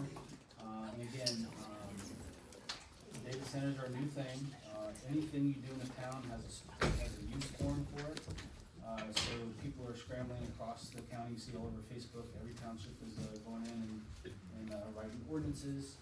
Or our ordinance was, what we recommended, was based off the York County Planning Commission's, recommendations. There were a lot of blanks in there, so we scoured through our, silo and everything and came up with the setbacks and that kind of thing. So we've since received a letter from C.S. Davidson. Are you prepared to go over? Yeah, we can give a little bit of background. So, Okay. some of the things we looked at for the data center, maximum height, we had no issue with the 35, the recommended 35 feet. Setbacks and lot coverages, looking at the industrial zone, we have the recommended 200-foot setback, I think was originally discussed. The industrial zone currently makes up 6 parcels, some are fully contained, some are partially contained with the industrial zone. That only encompasses about 5.2 acres. Now, we can obviously look at the fact that Gilmark, I believe, owns 2 or 3 of those parcels, so some of those could be combined. But even when we looked at it as a whole, we combined all the parcels, make the assumption somebody purchased all the industrial, did a reverse subdivision. Even then, at a 200-foot setback, there was no buildable area. So first concern, obviously, that makes it too restrictive. No setbacks have been established in general for the industrial zone. Obviously, they're all based upon the use. We reviewed it, I believe you guys have a copy, be the second map for the data center ordinance, where we took a look at what would it actually look like at a 100-foot setback, 75 and 50. Obviously, we're not trying to promote those to be the setbacks, but if we're looking at just the industrial zone, we wanna make sure that any ordinance we put forward is defendable. So, I'm not sure what the setback would be. Obviously, I wanna have a setback that works, but I wanna have a setback that also allows us to have enough setback from the property line. Obviously, we have residential in that area. I wanna have enough setback that we can put a buffer, whether it's berm, screening, or something that's actually usable. So, There's a large, I have a large concern about what that number could be within that zone to actually make it where we have allowable use, but we're not impacting the neighboring parcels. Like I said, 50, 75, 100, none of them I'm comfortable with, but even then, we don't have usable buildable area within those parcels. So for argument, let's say there's 0 setback, is it even big enough to accommodate anything? Well, I think you would have to say that, you know, I can make the argument that 50-foot setback, you could build something. I don't know if it'd be attractive to anybody, but you could probably put 4,000 square feet building within the middle of the Grove Park property, and they could build there. I don't think 50 is a comfortable number for a setback for data center though. So that's where the concern becomes of, I don't know if there's a proper number you could, you know, attain within that area to protect the uses that are already there, but allow for a use.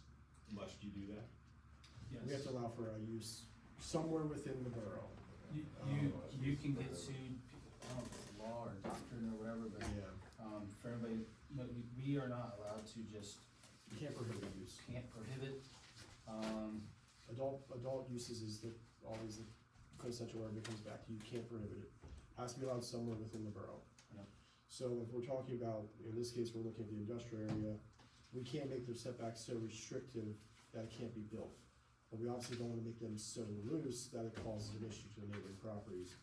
So obviously it puts the planning commission in a position of, how do we figure out what's best for everybody while still doing their due diligence and allowing the use somewhere?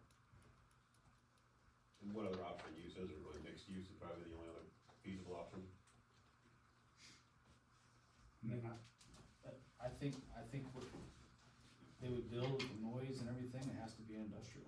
I would agree, but the only other option would be mixed if it wasn't industrial, correct? Only because that's empty land, but who knows what could happen there down the road. Those solar fields are easy to pull out.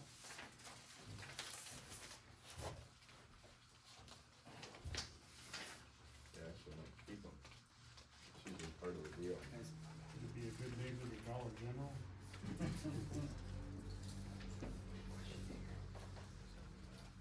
What are other, I mean, you're involved with other townships, I mean, everybody's in industrial, correct?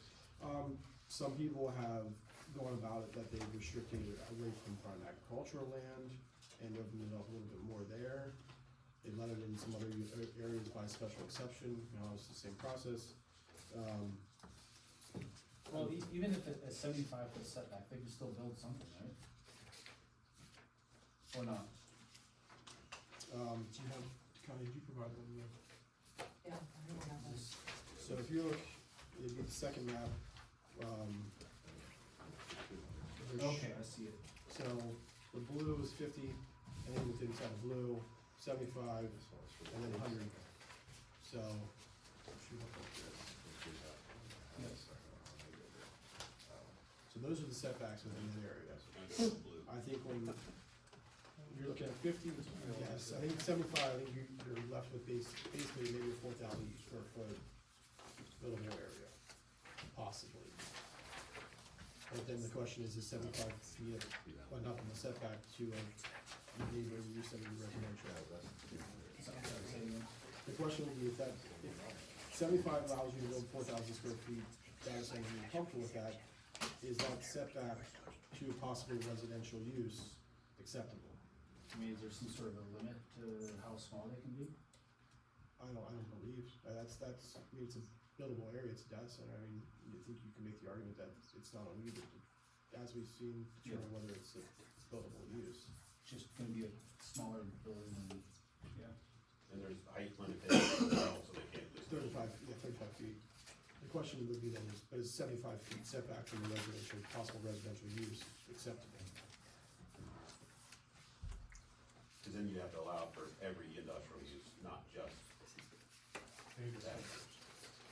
So this would just pertain to just data centers. Data center, yeah. But, you know, with the other issues with the noise, et cetera, data centers, 75 feet would be probably, I mean, I'm not sure if you would, that would definitely be the lowest, I would assume. 75 feet Yeah. for a setback? Mhm. I'm not sure. Yeah. Yeah, I've seen common, 200 is what I've seen very commonly placed with a 150-foot buffer. So within that 200 feet, there's a 150-foot buffer of trees and berms, et cetera. Yeah, the CGA has a draft data center ordinance that we recommend to our townships, and the setback requirement in that is 200 feet. And that was our original, Yeah. but it's not big enough, It's just not obviously. feasible. I'm not sure what your zoning looks like, I think Cobor's just put it in their, commercial district. We just passed the zoning ordinance to allow it in the commercial district with setbacks. I'm trying to pull it up, cause I can't remember offhand what they actually were. But we went through numerous months of planning for it. And then there was a big, I'm sure you guys saw it all over Facebook.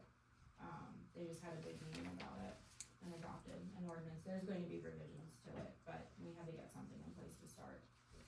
What's the chance of us getting sued by, only leaving the industrial and keeping that small? I have no idea. Can't give that I don't even know I want to comment. What about the I'm lawyer? just saying, The lawyer, can you give that's us? the reality of what we're talking about. What would we lose if we got sued? They go anywhere. They can build whatever they want. Well, they'll go to the borough. So, I think moving forward, since there's a place in Maryland, I understand that there's different regulations, laws and whatnot put in place for different states. But I think we should be looking at what they put in that, as null and void, they can't build anywhere within that area. I think we need to look at that and start moving forward with what we can do to avoid these people from allowing to build in this area.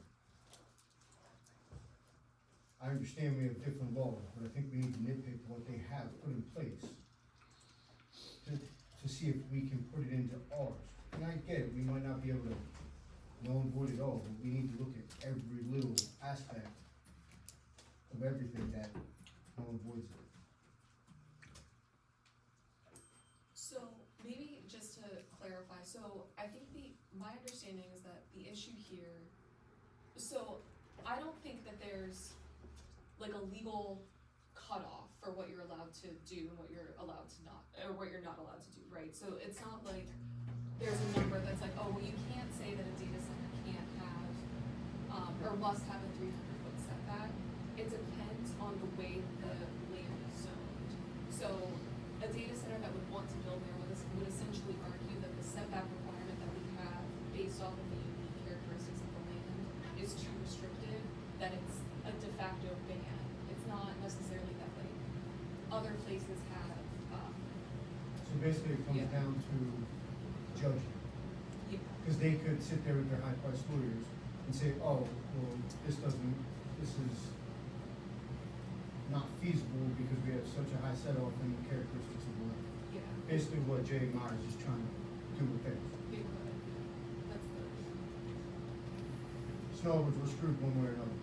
well, In there's, simple terms, we're screwed one way or another. well, there's no guarantee. There are things that we can do to minimize our risk, right? So so if the lot is, I'm sorry, this is not my area of expertise, but like, so for example, if the lot has like a total width of 200 feet, and then you say, well, if you're a data center, you have to have a 200-foot setback. They can't build anywhere within that space, right? So that would maximize your risk by them saying, there's no argument that we can make here. If it's 450, you can say you have to have a 200-foot setback. And then they have 50 feet.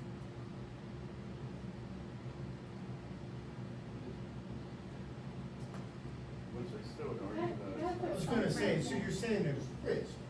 When you say the word risk, there's, again, they're high-priced lawyers. I mean, they got O.J. Simpson. High-priced lawyers are gonna do what they wanna do, and essentially screw us all one way or another. If they really were dead set on building a data center, there's nothing stopping them from challenging it, like they could do that.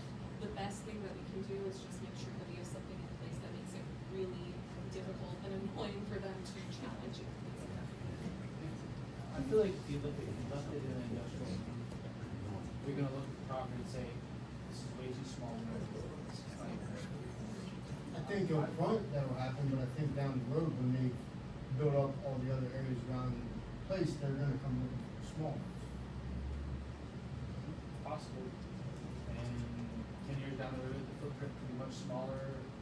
Yeah, Well, technology, I you don't can know, make I that don't know, stuff I don't know smaller what over time, yeah. But right now, we're looking at current things to be built. I personally feel it should just stay where it's at.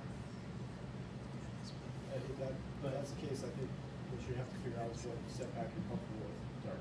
If you wanted to stay in the industrial zone, you're gonna have to figure out what setback you're gonna be comfortable with, and then what buffer and screening you'd wanna go with. You're saying 75 feet is roughly the minimum that you can do. It looks, from the mapping, it looks like if you would utilize just Gromark's current parcel on the left-hand side, and looking at it there, 75 square feet, or 75 foot setback, gives you probably about 4,000 feet of development. So to make that happen. See that one? For some So reason, is that I don't have that one in my. front, rear, The one and side? with this,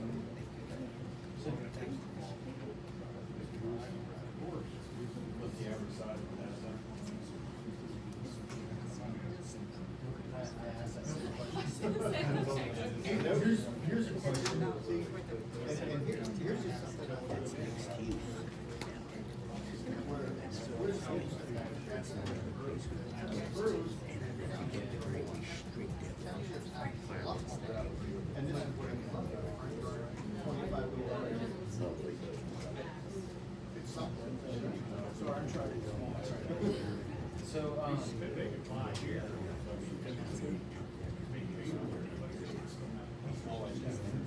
Tom has a question regarding, can they buy a lot in our town, or a lot next door? Good, I mean, it's something similar to what happens to solar, but I think the question would be, if there's no one even allowed, I don't know what North Dakota is, was that North Dakota? What there's zoning with that would be allowed. Well, you're next week, right? I'm gonna call the order, I'm having a hard time getting here, I'm sorry. Because we have a. Alright. Apologize. So you're saying they could potentially buy in the next township over in ours? Not much to talk about. Yeah, but I think currently the zoning across the way we make it it wouldn't conform to the current zoning. So basically, to build something there, they'd have to buy all the properties, combine them, is it more than 3? It's 4 total, so, about 2 others that are partial. Okay. So 6 total are affected by the industrial, 4 contained within. Do we have an ordinance that says you can't buy more than 3 properties? I don't think know, from years ago when they tore down some buildings at the square. I have to look at that. But my point is, they would have to buy all the properties, tear all the buildings down, and build something that doesn't conform, it would be pretty small. Yeah, I mean, they could easily purchase all the properties and do a reverse subdivision. So looking at it from like, if I'm a land buyer, and I'm a developer, I'm looking at this like, I gotta buy 6 properties, I gotta pay to have them put together, Yeah, reverse subdivision. and I gotta demo everything, I'm gonna pass. Is that defensible? So you want to add something that either, What he wants, what the question is if we make the setbacks stay with a larger setback and enforce that, say that, yes, they're here, but you'd have to purchase all of these, and you do a reverse subdivision to make it usable. Is that defensible?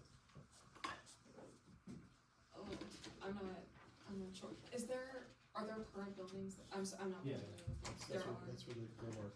Yeah. Oh, okay, so they would have to purchase the land and then demolish the buildings? I'm not sure, Because if you're in another town, and there's a piece of land that's commercial, I mean, they would have to, potentially have to do the same thing. Like, it doesn't matter, like, there's a lot of buildup, you know what I mean? There's not a lot of available land here in town. So, I feel like we're restricted to this spot, and if you put it in commercial, then I think that's a problem. I'd rather have businesses in the commercial space, not things, maybe a business like the solar panels one day, I don't know, but probably not. Can I ask, Mail, I'm sorry, I don't know your name, but, okay. with Cadores, Mhm. Have they put into place, I know a lot of places are kinda doing this, like, knowing that you may get stuck with one, whether you want it or not, that if they're gonna come, they're gonna pay for all this cool stuff that we You know what I mean, like, That came up one time, I think there was something in there, I can't remember exactly what happened, but I don't think you can force them to like put certain things in place. We can't you can open ask. 4 vets or something for them? no, not like that, but it was more like. Well, yeah, you can put that in your It's more zoning, like like that they have, like in front of their Yeah. property, I don't think you You know can what I ask mean? them Like, to yeah. Investment put in infrastructure sidewalks in or the whole things like township that. or something like that. So that at least if they're gonna be there, you're gonna benefit from it in some manner through Right. bettering with Yeah, infrastructure you that's, have. that's the, Requiring to Yeah. add, yeah, I'm not, yeah. I think there were some comments that came back from YCPC about some things like that, like aesthetics and all of that, that they made a not favorable recommendation for. I know, like, Cador's probably talks about it, because I know Cador's has a lot of farmland, like, highly defensible, like, I know it's very rural yet, and like, the farmers are very adamant about having it, and that's great. But, I know some municipalities are doing it, because, like, honestly, when you look at, like, a huge pig farm or chicken place or whatever, it looks pretty much identical to a data center. That was one of the So, comments that came up as well. That's why I think a lot of municipalities are kicking it to ag land, because if you're gonna have a building that looks like this, we already have buildings that look like that, it's just they have 10,000 pigs in them, or chickens, or whatever. It ultimately comes down to what the township or the borough wants. I mean, Cador's Township's very agricultural and fights to keep it that way. And they have a ton of land, we have nothing. We have this little passage. The whole idea behind ours, and I'm just speaking on behalf of the town, like the planning commission, our idea was to make it as undesirable as possible to want to come to the area. Right, Within the constraints of the law and the Right. MPC. yeah. So that is one of the reasons why I wanna keep it where it's at, but the concern of getting sued is also a problem. But who's to say, we're not creating a hardship, they just have to build a smaller building, as we had that conversation today. that is exactly the answer. So, I think it stays where it is, and unfortunately, you gotta do the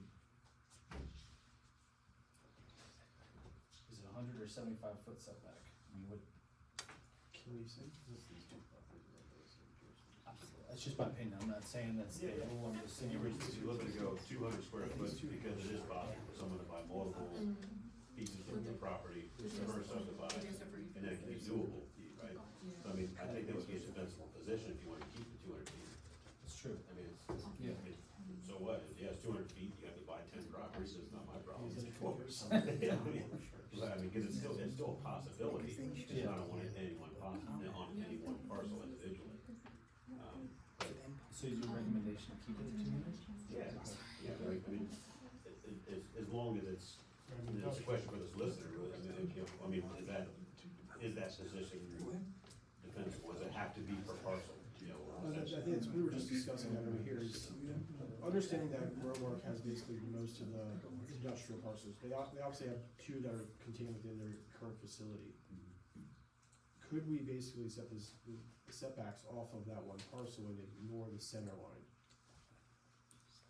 Can we treat that almost for this ordinance, since it's owned by one, obviously it gets into very tricky because it's not the same parcel. Because the same parcel would be really easy, hey, let's put everything based upon that one parcel. We know we have a place that they can go, that's on them as a hardship to deal with it. Obviously, they're owned by the same group, that would allow us to put a larger setback on it, but I think we have to ask her to do some research on whether that's a defendable position. That would allow us to keep more buffer and more setback, while still retaining a smaller developable area. Are there, so they own both of these properties, but these are separate buildings? They own right? these three. And there's a building, I think that actually stands it.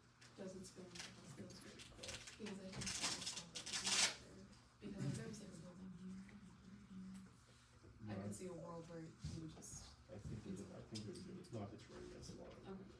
I think that might be a place to kind of meet in the middle, keep it in the industrial. We can't do obviously 200 foot, but we might be able to be more restrictive with our setbacks and our buffers and kind of pigeonhole something in one area within our guidelines. Okay. So I think that, So the research in your end would be to make sure it's defendable and, yeah. I feel like it's where we wanna stay. Yeah. Well, I mean, that's where I wanna stay, you know. Yeah, I think there just aren't too many other options. The backyard maybe. Any public speaking, any options, or any thoughts on it? Some of the other comments we had were, instead of, and maybe this would help be, actually, maybe not be helpful now that we're talking about a smaller building, but maybe do parking based upon employees versus like a square foot. Obviously now if we're going with a smaller building, it might be beneficial to stay with a square foot. Noise, we make the recommendation, in addition to the 60 dBA, we'd recommend utilizing DBC as well. That encompasses a lot of that low hum noise you would see from the air conditioning. Just another way to protect the surrounding area. As we move forward with whatever the setbacks would be, noting it's smaller than probably what we would prefer. I think finding a way that we can make a really dense screening and buffer the berms to protect the surrounding areas would be beneficial. So obviously, once we find out some feedback from the solicitor, that'd be definitely the next step to go with. I think we're pretty good with the remainder of the day. Okay. So, until next time. You'll do your research, Yeah. and get back to us for the next meeting. Okay. Any other comments, regarding the, data centers, do you want to? And the next item on the agenda was the vape shop. Potential vape shops, the garages, whatever they're called. What page is that on? That's not in there? Okay. Is there a recommendation on that? That's all. It's the second half of it. Yeah, it's included. So I think one area I asked for some feedback from the planning commission is, obviously previously discussed was a 1,000-foot buffer. If you look at the map following our recommendations at the very last page, I believe, you'll see we highlighted the ball fields, the churches, any of the parks within the borough. You'll see two different buffers on there. One's 1,000 foot, and then one's 450. The reason you're seeing the two different buffers are 1,000 was previously discussed, which you guys can kind of see what the impact of that and what's left over area. The 450 we wanted to show from the park out here to the first usable mixed use parcel, what that would be. So I think 450 would be your minimum of what your buffer would be. Any discussion between that and 1,000, I think it's kind of up to you guys. 1,000, I think you put a little bit of a concern whether that's doable, because there's really no access to any streets. So you're really utilizing this current solar The field. 450 does encompass that whole residential town property. Yeah. In the community park, yes, yeah. You could make it 500 or something. Yeah, you could make it larger. I just want to show what that kind of minimum would be to get it into the mixed use Right. while still protecting that residential area. See, the 1,000 square foot is basically just a corner of the, that's not a lot. It's where they didn't build a solar field Yes, right. Again, next to the data center. I do believe historically vape shops really don't build their own buildings, they're basically taking over existing buildings.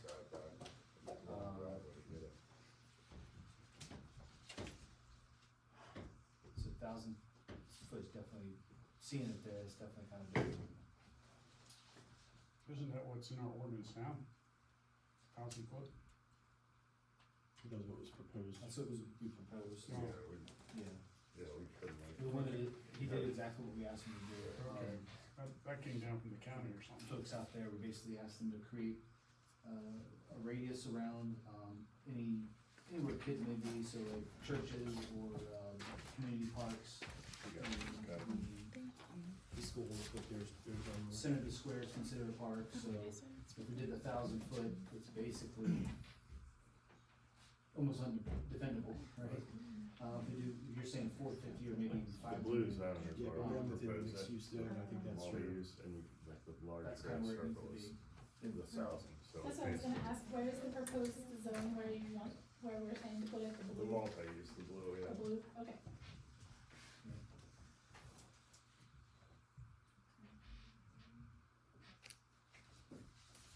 So 500 square foot, 450, 500, we keep it in the mixed use with, and it gives them a place to put it. But it still keeps it away from all the residential Yeah. for the most part. It's 500, If that's, I think it's perfectly you defendable. guys think? Yeah. Okay. Well, with some of the other comments? That's what we had after the original round. Okay. Yeah. Okay. Anything else, Chris?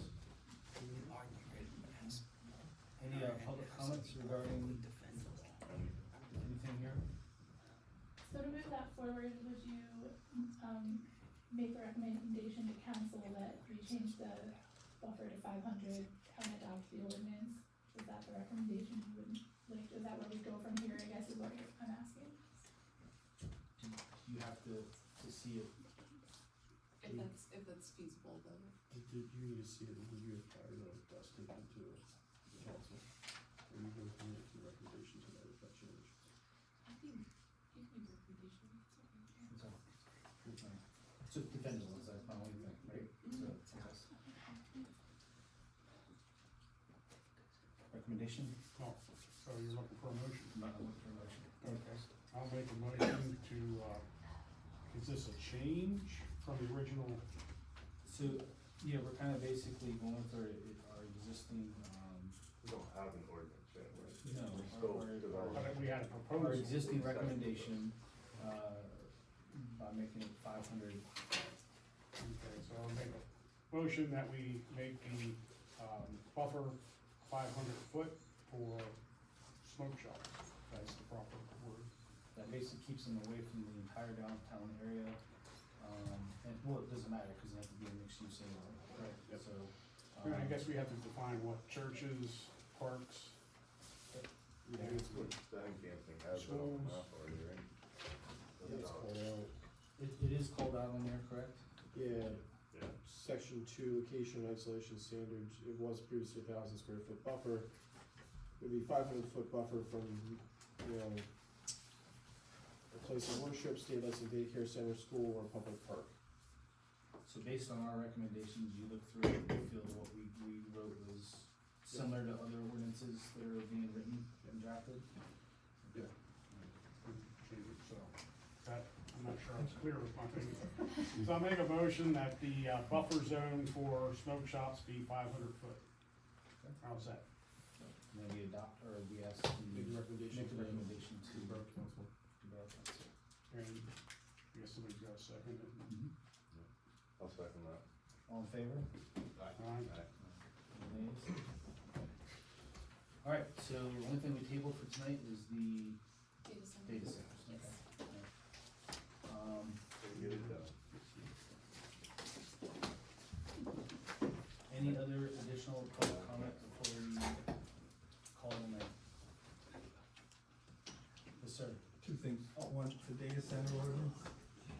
When I was looking at the big meeting that they had in one of the neighboring townships, they said that, somebody brought up something that was really very germane to farming, which is specifically that you include in your ordinances that you don't allow them to use evaporative cooling on their units. So, because if you use evaporative cooling, Higher.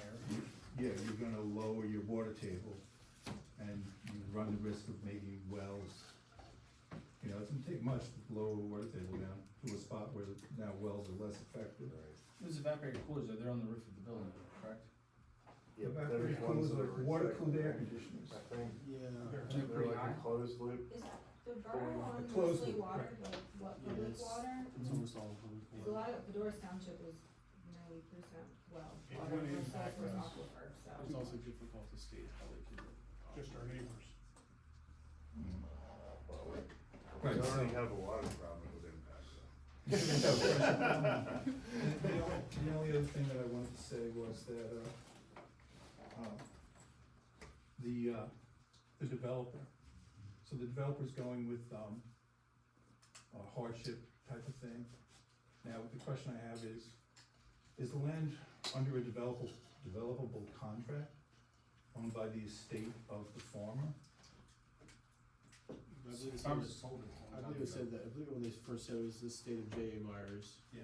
Right. Joseph A. Myers, I believe is what they said. So the estate owns it? I believe the developer owns it.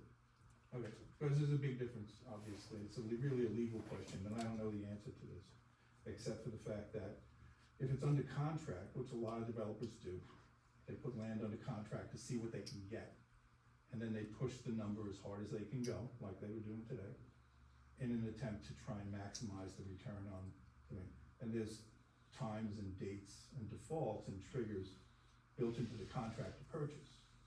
So, No, that's not where they are. That's not where they They are. own the. Yeah, they land bought it 100% free, auction. free and clear. They are 100% Bought it at auction, going to free. build something oh, they there. bought it at auction? Yeah. Okay, They are gonna build something there at some point, no, I get that. so. I understand, it's just a question of that. That's the only thing that I have to say, except for the fact that I couldn't have been more impressed by the way you people, all of you, handled yourselves today, and I'm gonna thank you for your time and service, because you guys, particularly the professionals, did a great job. And I'm really, thank you very much. Actually, I have two things.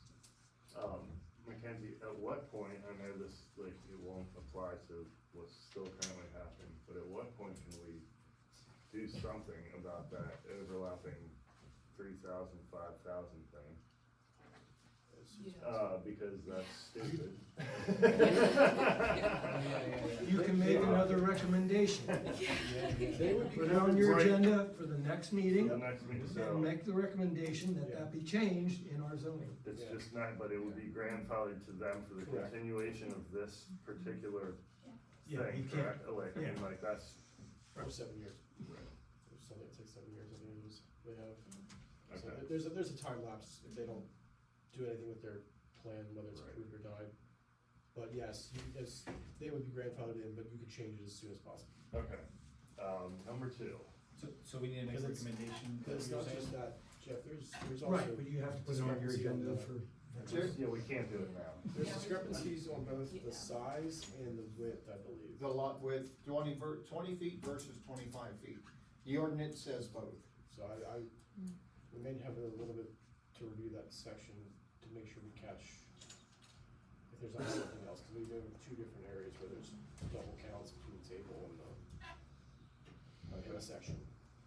Number two, in our application process for anything like this, can we change that the developer or whoever has to give us enough paper copies of readable size shit that we can see it without having to like try to look at it on little screens? I mean, they have all kinds of cool, the designers have all kinds of cool hardware and everything, software, they can really navigate these things nicely, and for the average Joe that doesn't have that, trying to look over these plans on even like a reasonable sized monitor is a pain in the butt, like, and very difficult to like see all those things You can at add that one point. language, you can add that language to your application, yeah. So how do we have that for next one? What do we need to do for that? I mean, I don't think, I don't think anything. No, It's yeah, just it would just just be- telling them how many copies we need. yeah. But I mean, that's why that was sitting in the office for the Sure, last yeah, 2 yeah. weeks. Yeah, No, I get it, but like, Yeah. us coming to visit the office, like, I think, Well, yeah, I I mean- work. I think we prefer to have copies to take home. Yeah, Yeah. which is fine, I mean, we can always ask them that we needed more copies, so. You know, it's funny you bring that up, because Springfield Township, they want electronic copies. They don't want hard copies, all the planning commission wants electronic. And they want it like 20 days in advance of the next planning commission, but that's a different story. right. But yeah, now No, that I get know, it, and I can, and anybody, I I mean, can I call. like the I can electronic send having it. that, but it's nice It's to have hard a to- it's paper hard to review, initially, right, yeah. to become familiar with it. Anybody can print it out, like if I call print it or send it to a print stat, they'll do it, and I can go pick it up, but like it costs We shouldn't money. be paying for We that. shouldn't have to pay for them, I mean, like. No, there's no problem, you can add that to your application, yeah. How do we make sure that happens? Is that, that'd be me. okay. That'd be me. Anything else we talked about that was like something that was overlapping something or additional application, pain in the butt. Just thought there was something. Additional time. Wow. 20 days is too much, but, Right. you know, as much time as possible. Right. I do have one other announcement, we, how do you say it, have a verbal, We are gonna be in need of a planning commission Yes. seat. 99%. So we do have basically a message saying that Mr. Lippy is not gonna be with us on, commission. He still needs to write an actual, letter to us, but we will have an opening. Sometimes we don't meet for 3 years, now we've been meeting the last couple months, To get so- hit with these three things all at one time. That's probably the longest you guys have ever had a meeting. You did a good job, Tom. Tom, big ass, historic, it's historic. It's historic. We shouldn't have reversed the meeting, we should have made him sit for all of it. No, so I would like that, I know this is being recorded, that's why I said that, Yeah. and then, I guess at some point, once Phil actually sends us his resignation, then we can An official actually- announcement and a post and Yeah. all that stuff will be so, made. I don't know when we can make that public, I mean, we're talking about it, but. Right, but it's just the idea if there's anybody interested Yeah. to come forth when it's official. And I'm stepping off next year when my time's up, so. Okay. All right. And the I rest just of us wanted to are- say, sort of echoing what Mike said, thank you guys for everything you did tonight, and, solicitors, engineer, everybody, zoning, because I feel like we're, I know this is a long meeting, but it was worthwhile, it's important to the residents, it's important that we're all on the same page, and I feel that we are, and I can tell that from everybody's help, and I'm speaking on behalf of the residents now, but I appreciate it, we appreciate it. We can tell that you're doing what you can. Here. Thank you. Lastly, I would say, like, just because of what we said tonight, like, go to the meeting next week, because Yeah. it doesn't mean anything.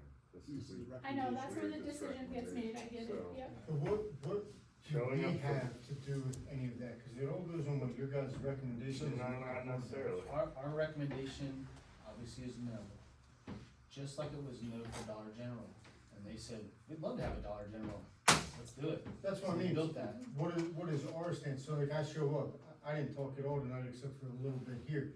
What do we have as the people that live in town here? What can we express during that meeting as beneficial for them to say no?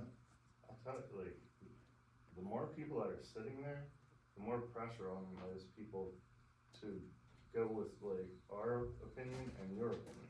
I will say that, If 2 people show up, I sorry, mean, are you nervous?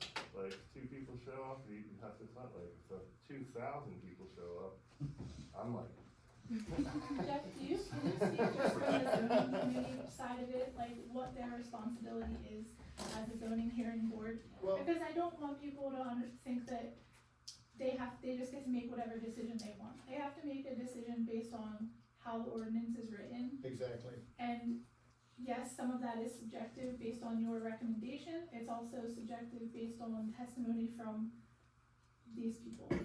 So, it's a mix of the zoning, I will tell you, I won't say names, but the zoning hearing board people, most of them are here tonight.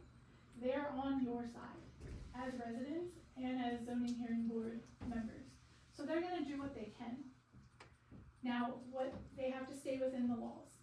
And they, yes, no matter how much the zoning hearing board members Yep. might be against something, if the presentation, the people making the presentation show that they meet the requirements, there's nothing the zoning hearing board can do except accept it. Cause then we could come back as a borough and be sued. So if you can be sued on that point, say you give it to them.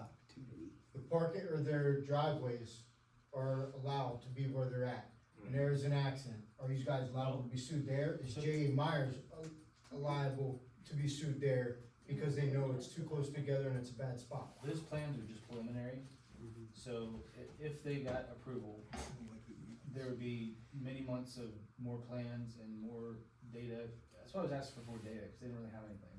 but they're gonna have to do updated plans of everything, like, even they said that the driveways aren't in the right spot, I mean, they're not gonna be able to do what they wanna do on that plan, that many houses, 2 driveways, I don't think. It's a They lot don't of want to work. spend the money to do additional engineering until they know whether they're gonna get either one of these. So based on what they were proposing, which was high density clustered housing, it appears like it's a cluster housing development. Is that not allowed in the residential town zone? Is Correct. it not permitted? That's correct. So by them asking for a special exception or a variance, is that point kind of moot if what they're proposing is still, Well, what they're proposing is required to go through the zoning hearing board, just to allow them to put anything there okay, in the residential town. okay, but it's not, it doesn't significantly alter the plans that they're currently, like, for example, they were proposing a variance for 2,300, well, the clustered standard is 2,000, so it's not far off from what they started with, and I think, I forget what his name was, even said, well, we originally had 2,000. So that's why I'm just asking, like, if they're still proposing a cluster housing development, regardless of any variance, unless there's a significant reduction in the housing or the layout. Hey, they might go right back to the drawing board and start all over again. Because I just did some quick numbers here this evening, and for them to meet 3,000 square feet, they'd have to reduce it down to 60 dwellings. Right. I mean, they could have done that. I did it roughly. I mean, yes, Is that 60 based off of the full 10 acres though, or based off of the usable? that was just based on 80 homes on a 2,300 square foot lot. I just did that quick math. Yeah, it's a plus or minus, you know. And then I just had a quick question about the utilities, like as it's associated with this, which might be moot at this point because it's still going through the processes. So they had a sewer authority, I guess, letter saying that there was enough usage, and then same with water. Were those outdated? Did they provide an updated one? The water they provided was very recent. Okay, so that one was Yeah, recent. yeah. Okay, so would sewer need to be updated as well? And is the sewer easement construction taken into consideration with So the easements would be part of the final plans. part of, Yeah, okay, they would so have like to- that's not, is that They're something gonna that have to gets? go in front of York County Planning Commission, because there's water there, they're gonna have to go through what, DEP? They would have to go through potentially. planning modules for DEP. So that could take, you know, Well, the reason I ask is because based on the agreement, they're proposing total construction, it's including temporary and permanent, of 60 feet, but the land that they're proposing it on only has about like 46 feet or 42 feet, it's something, so they're proposing something that doesn't even fit, so that's why I was asking, cause it's, how does that The actual, get carried forward? yeah, the actual construction, like when you get down to that level of the easement, wouldn't be reviewed as part of this. It's more the willingness and the ability, the capacity to serve. Okay. So in this sense, it's, the council and the zoning hearing board look at it more from a larger view of, is the treatment plant, or does York Water have the capacity or the willingness to provide to these, not necessarily how can you get it there. Okay. That comes through the review of the actual submissions of the Okay. plans. Which is the land development plan. Right. That's where the rubber is gonna meet the road. Once Correct. they know what they can build there, those land development plans become critical and crucial to determine how they get there, and will address a lot of this. Yeah, exactly. Just a quick question. Is it 10 acres or 12 acres? 10.2. Because the gentleman at Yeah. Warehouse or whatever, on his plans, and he verbally said it, he said a 12 acre. So Your- now for auction, that was- Your county says it's 10 acre, but if it's 12 acres, they've only been paying taxes on 10 acres. So, He just got it wrong. I don't know, cause I've also been told by other people, Anthony, it's 12 acres. Is that But I've a also matter- been told it's Is that a 10 matter acres. of net versus gross? It's a matter of deed versus actual. Okay. More than likely, York County just has the deeded acreage, which probably doesn't, that's probably the original deed. So it does probably, it could be 12 if there was actually a survey done. I've known farmers to start out with 105 acres, and when they got their land surveyed, they had 98. Right. so it could be a product of that. Generally, so 10 something. So they're proposing the development off of 12 acres. Like you, I saw the same, I saw those Okay, numbers in a couple different places. I wouldn't- for the last know. 5 years, I've heard 2 different numbers.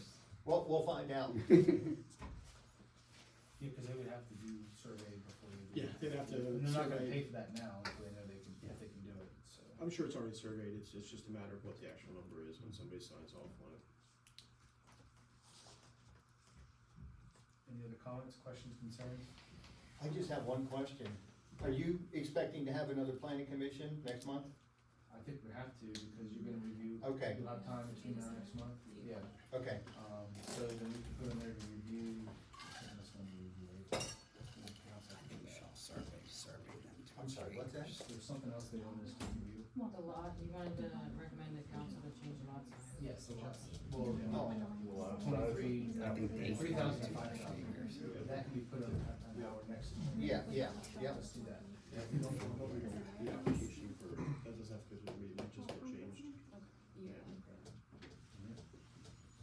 You know, unfortunately, I found that there's a lot of problems with ordinances.